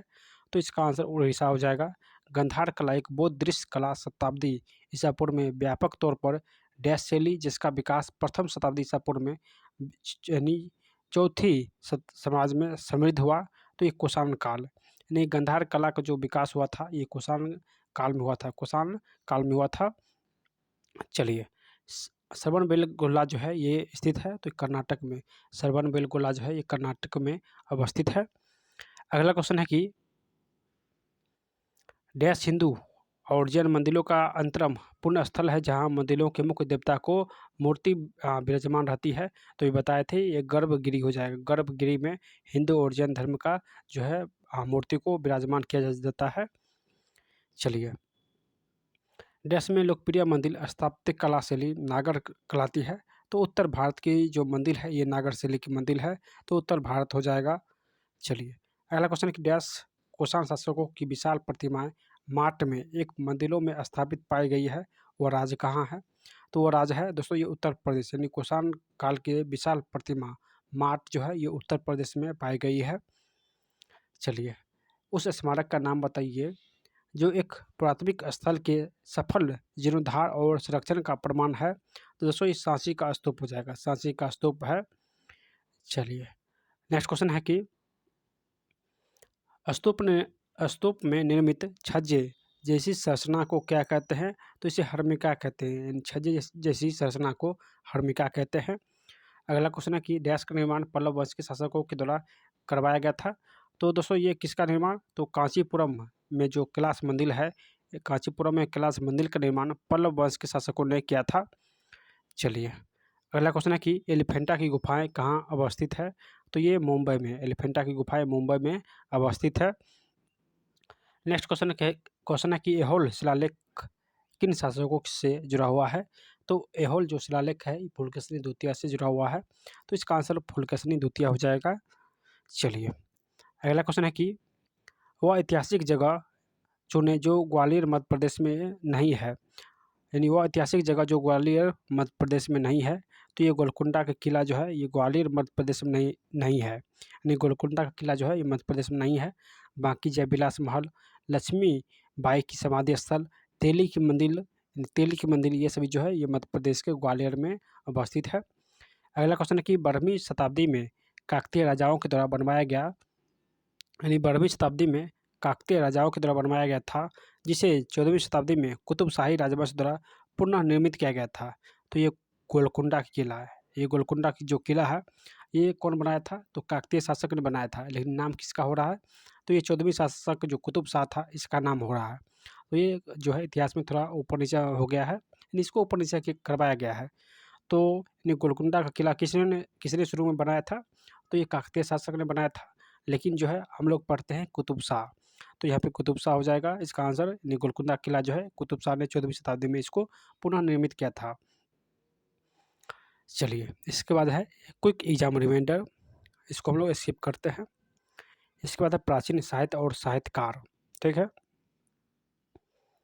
चलिए इसको भी थोड़ा, इसका पीडीएफ यहाँ पे थोड़ा सा धुंधला हो गया है, इसको हम लोग पढ़ लेते हैं अच्छे से। देखिए प्रथम क्वेश्चन है कि गुणाढ्य यानी गुणाढ्य डैश की 85 भाषा में लिखित है। तो ये वृत्त कथा यानी गुणाढ्य की जो वृत्त कथा है ये 85 शाखा में यानी 85 भाषा में लिखा हुआ है। वृत्त कथा जो है ये गुणाढ्य की पुस्तक है जो कि 85 भाषा में लिखा हुआ है। अगला क्वेश्चन है कि डैश द्वारा रचित नागानंद एक संस्कृत नाटक है जिसमें नागों को बचाने के लिए विद्याधर राजा जीवितवाहन के आत्म बलिदान की लोकप्रिय गाथा का वर्णन है। तो दोस्तों ये हर्षवर्धन यानी हर्षवर्धन के द्वारा जो रचित नागानंद एक संस्कृत नाटक है जिसमें नागों को बचाने के लिए विद्याधर राजा यानी विद्याधर जो राजा था वो जीवितवाहन के आत्म बलिदान को लोकप्रिय गाथा का वर्णन किया है। तो ये हर्षवर्धन हो जाएगा। चलिए अगला क्वेश्चन है कालिदास के विक्रमोर्वशीयम यानी विक्रमोर्वशीयम नाटक डैश में वर्णित है। तो ये यानी प्रोरबा और उर्वशी के प्रेम कथा है। प्रोरबा और उर्वशी के प्रेम कथा है कालिदास की जो पुस्तक है विक्रमोर्वशीयम। इंडिका नामक पुस्तक लेखक है तो मेगास्थनीज जो है इंडिका नामक पुस्तक लिखा है। अगला क्वेश्चन कि भारतीय महाकाव्य महाभारत के 18वें पर्व में से छठा पर्व जो है, छठा पर्व डैश है। तो ये भीष्म पर्व है यानी छठा पर्व जो है ये भीष्म पर्व है जिसमें व्यापक रूप से भगवत गीता का वर्णन किया गया है। भगवत गीता का जो वर्णन किया गया है ये छठा पर्व में किया गया है। टोटल महाभारत के 18 अध्याय है, उसमें से छठा अध्याय में जो है ये भगवत गीता का वर्णन किया गया है जिसे भीष्म पर्व भी कहते हैं। चलिए भारत नामक भारतीय संविधान में भारत के लिए उपाधि के रूप में प्रयुक्त होता है जिसका जिक्र भारतीय महाकाव्य डैश में एक भाग में प्राचीन पौराणिक सम्राट भरत की कथा के रूप में स्थित है। तो ये महाभारत हो जाएगा। यानी भारत का जो नाम है ये भरत के नाम पर पड़ा है। ये जो उल्लेख है ये महाभारत में उल्लेखित है। राजकुमारी रत्नावली की प्रेम कहानी के संबंध में संस्कृति नाटक रत्नावली डैश के द्वारा लिखा गया है। तो ये हर्ष के द्वारा नहीं, रत्नावली जो पुस्तक है ये हर्ष के द्वारा लिखा गया है। नेक्स्ट क्वेश्चन है कि कालिदास ने मेघदूत नामक अपने काव्य को डैश भाषा में लिखा है। तो इस संस्कृत भाषा में लिखा है। प्राचीन भारतीय महाकाव्य डैश को अब तक ज्ञात सबसे लंबे महाकाव्य के रूप में जाना जाता है और इसे अब तक लिखे गए सबसे लंबे महाकाव्य के रूप में वर्णित किया जाता है। तो ये महाभारत हो जाएगा। पाणिनि संस्कृत के प्रसिद्ध डैश थे। तो ये व्याकरणाचार्य थे। चलिए कालिदास द्वारा लिखित यानी लिखे गए अभिज्ञान शकुंतलम में शकुंतला का पुत्र डैश था। तो ये भरत था। कौन? तो भरत था। नाट्यशास्त्र पुस्तक के भारत के शास्त्रीय नृत्य पर डैश के द्वारा लिखा गया है। तो ये भरत मुनि के द्वारा यानी नाट्यशास्त्र जो पुस्तक है ये भरत मुनि के द्वारा लिखा गया है। डैश की रचना कालिदास के द्वारा किया गया है। तो कुमार संभव की रचना जो है ये कालिदास के द्वारा किया गया है। नेक्स्ट क्वेश्चन है कि प्रसिद्ध तमिल महाकाव्य मणिमेखलाई की रचना डैश ने किया है। तो सत्यनारायण ने यानी मणिमेखलाई की रचना सत्यनारायण ने किया है। नेक्स्ट क्वेश्चन है कि विष्णु शर्मा द्वारा लिखित पुस्तक कौन सी है? तो पंचतंत्र जो है ये विष्णु शर्मा के द्वारा लिखित पुस्तक है। मुद्रा राक्षस नाटक जो है ये विशाखा दत्त ने लिखा है। मुद्रा राक्षस जो नाटक है ये विशाखा दत्त ने लिखा है। अगला क्वेश्चन है कि महाभारत नामक संस्कृत महाकाव्य किसने लिखा है? तो महर्षि वेदव्यास ने लिखा है। आर्यभट्टयम नामक पुस्तक आर्यभट्ट ने भाषा डैश में लिखी है। तो इस संस्कृत भाषा में यानी आर्यभट्टयम जो नामक पुस्तक है ये आर्यभट्ट संस्कृत भाषा में लिखा है। प्राचीन संस्कृत ग्रंथ अष्टाध्यायी के लेखक, तो अष्टाध्यायी के लेखक है पाणिनि हो जाएगा। सुश्रुत संहिता संबंधित है। तो चिकित्सा और शल्य से प्रसिद्ध संस्कृत नाटक स्वप्न वासदत्तम जो है लिखा है। तो भास ने लिखा है। महाभारत का मूल नाम तो जय संहिता जो है महाभारत का मूल नाम है। चलिए अगला क्वेश्चन है कि 10 कुमार चरित्र एवं या टेल्स ऑफ 10 प्रिंसेस की रचना डैश ने किया था, तो दंडी ने 10 कुमार चरित्र या टेल्स ऑफ 10 प्रिंसेस की रचना किया है। हर्षचरित के लेखक तो बाणभट्ट हो जाएगा। गीत गोविंद लिखा है तो गीत गोविंद जयदेव ने लिखा है। नेक्स्ट क्वेश्चन है किताबुल हिंद जो यात्री या विद्वान की कृति है, ये अल-बरूनी की कृति है। प्राचीन भारतीय दार्शनिक ने भारत के सूक्ष्मतम कण के बारे में उल्लेख किया और इसे परमाणु नाम दिया, तो ये परमाणु नाम कनाद ने दिया था। तमिल कवि कंबन ने डैश ग्रंथ की तमिल संस्कृतों का संकलन किया है, तो रामायण।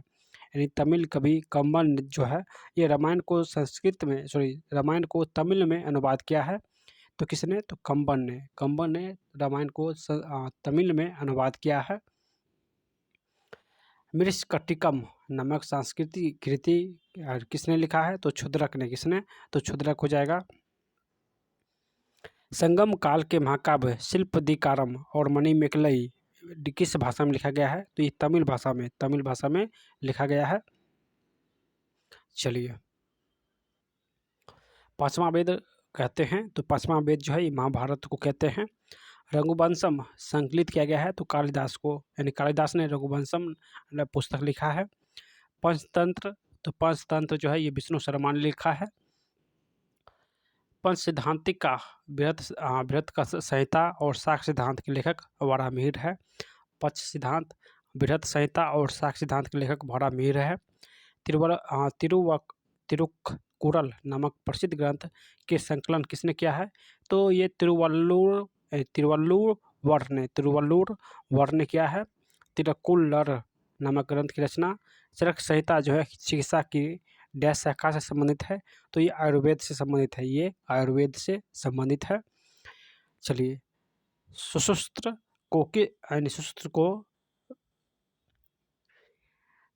को के रूप में जाना जाता है, तो भारतीय शल्य चिकित्सा के रूप में जाना जाता है।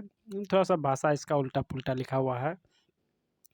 राजतांत्रिकीनी द्वारा डैश राजाओं का वर्णन किया गया है, तो ये राजतांत्रिकीनी में ये कश्मीर के राजाओं का वर्णन किया गया है। प्राचीन भारत में कल्हण द्वारा डैश पुस्तक लिखा गया है, तो ये राजतांत्रिकीनी नामक पुस्तक लिखा गया है। यानी प्राचीन भारत में कल्हण द्वारा राजतांत्रिकीनी पुस्तक लिखा गया है। चलिए, नेक्स्ट क्वेश्चन है कि प्राचीन भारतीय कानूनी दस्तावेज मनुस्मृति डैश में लिखा गया है, तो ये संस्कृति भाषा में लिखा गया है। अगला है कि एक डैश भारतीय गणितज्ञ है, तो भास्कर जो है ये गणितज्ञ थे। गणित विषय पर लिखित एक मध्ययुगीन भारतीय पुस्तक है, तो ये लीलावती हो जाएगा। मनुस्मृति का अंग्रेजी में अनुवाद किसने किया, तो जॉर्ज बुलर ने। मनुस्मृति को अंग्रेजी अनुवाद जॉर्ज बुलर ने किया है। अगला क्वेश्चन है कि हर्षचरित राजा हर्षवर्धन की जीवनी ने लिखा है, तो हर्षवर्धन की जीवनी बाणभट्ट ने लिखा है। डैश के द्वारा रचित हर्षवर्धन हमें हर्ष और उनके प्रशासन के बारे में सही जानकारी देता है, तो ये बाणभट्ट के जो पुस्तक है हर्षचरित्र, उसमें हर्ष के बारे में जो है वो सारी जानकारी लिखा हुआ है। प्राचीन काल में अमर सिंह द्वारा भाषा के डैश शब्दों के शब्दकोश तैयार किया गया था, जिसका नाम अमरकोश था। तो दोस्तों ये संस्कृत शब्दों का एक शब्दकोश तैयार किया गया था, जिसका नाम अमरकोश था। चलिए, अगला क्वेश्चन है साहित्य कृति रत्नावली डैश की कृति है, तो ये हर्षवर्धन की। रत्नावली जो है ये हर्षवर्धन की कृति है। भारत की महान साहित्य कृतियाँ मेघदूत और अभिज्ञान संकुतलम की रचना डैश ने किया है, तो ये कालिदास ने किया है। राजतांत्रिकीनी जो लेखक है, तो ये कल्हण, राजतांत्रिकीनी के लेखक है कल्हण।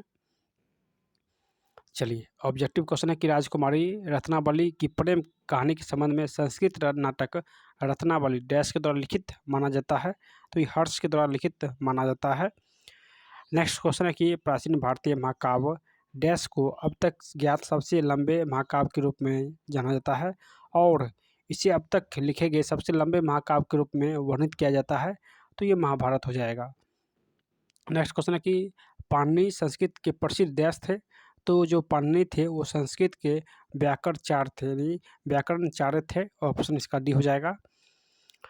नेक्स्ट क्वेश्चन है कि कालिदास द्वारा लिखे गए अभिज्ञान शकुंतलम में शकुंतलम का पुत्र कौन था? तो ये भरत था। शकुंतलम का पुत्र भरत था। नेक्स्ट क्वेश्चन है इंडिका के लेखक कौन है? तो ये मेगास्थनीज। इंडिका के लेखक है मेगास्थनीज। इंडिका किसने लिखी है? तो इंडिका जो है ये मेगास्थनीज ने लिखा है। तो ऑप्शन इसका डी हो जाएगा, मेगास्थनीज। चलिए अगला क्वेश्चन है कि प्राचीन भारतीय कानूनी दस्तावेज मनुस्मृति किसने लिखा है? किस भाषा में लिखा हुआ है? तो मनुस्मृति जो है ये संस्कृत भाषा में लिखा हुआ है। नेक्स्ट क्वेश्चन है कि कौन सी साहित्य संस्कृत में नहीं लिखा गया है? तो संस्कृत भाषा में कौन सा साहित्य नहीं है? तो ये कुल्लर ये तमिल भाषा में है। तिरुकुल्लर ये तमिल भाषा में है। बाकी रत्नावली, मेघदूत और राजतंत्रगिनी ये सभी संस्कृत भाषा में वर्णित है। नेक्स्ट है कि इनमें से कौन एक भारतीय गणितज्ञ थे? तो भास्कर जो है ये भारतीय गणितज्ञ थे। भास्कर भारतीय गणितज्ञ थे। इटली सॉरी इनमें से कौन सी गणित विषय के बारे में लिखित एक मध्ययुगीन भारतीय पुस्तक है? तो गणित भाषा में जो है ये लीलावती लिखा गया था। लीलावती जो है ये गणित विषय में लिखा गया था। नेक्स्ट क्वेश्चन है कि मनुस्मृति का अंग्रेजी में अनुवाद किसने किया था? तो ये जॉर्ज बुलर ने किया था।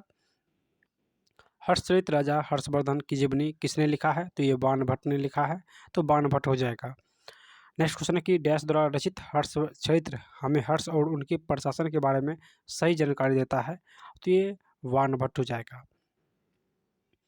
चलिए यहाँ से एग्जाम रिमाइंडर है।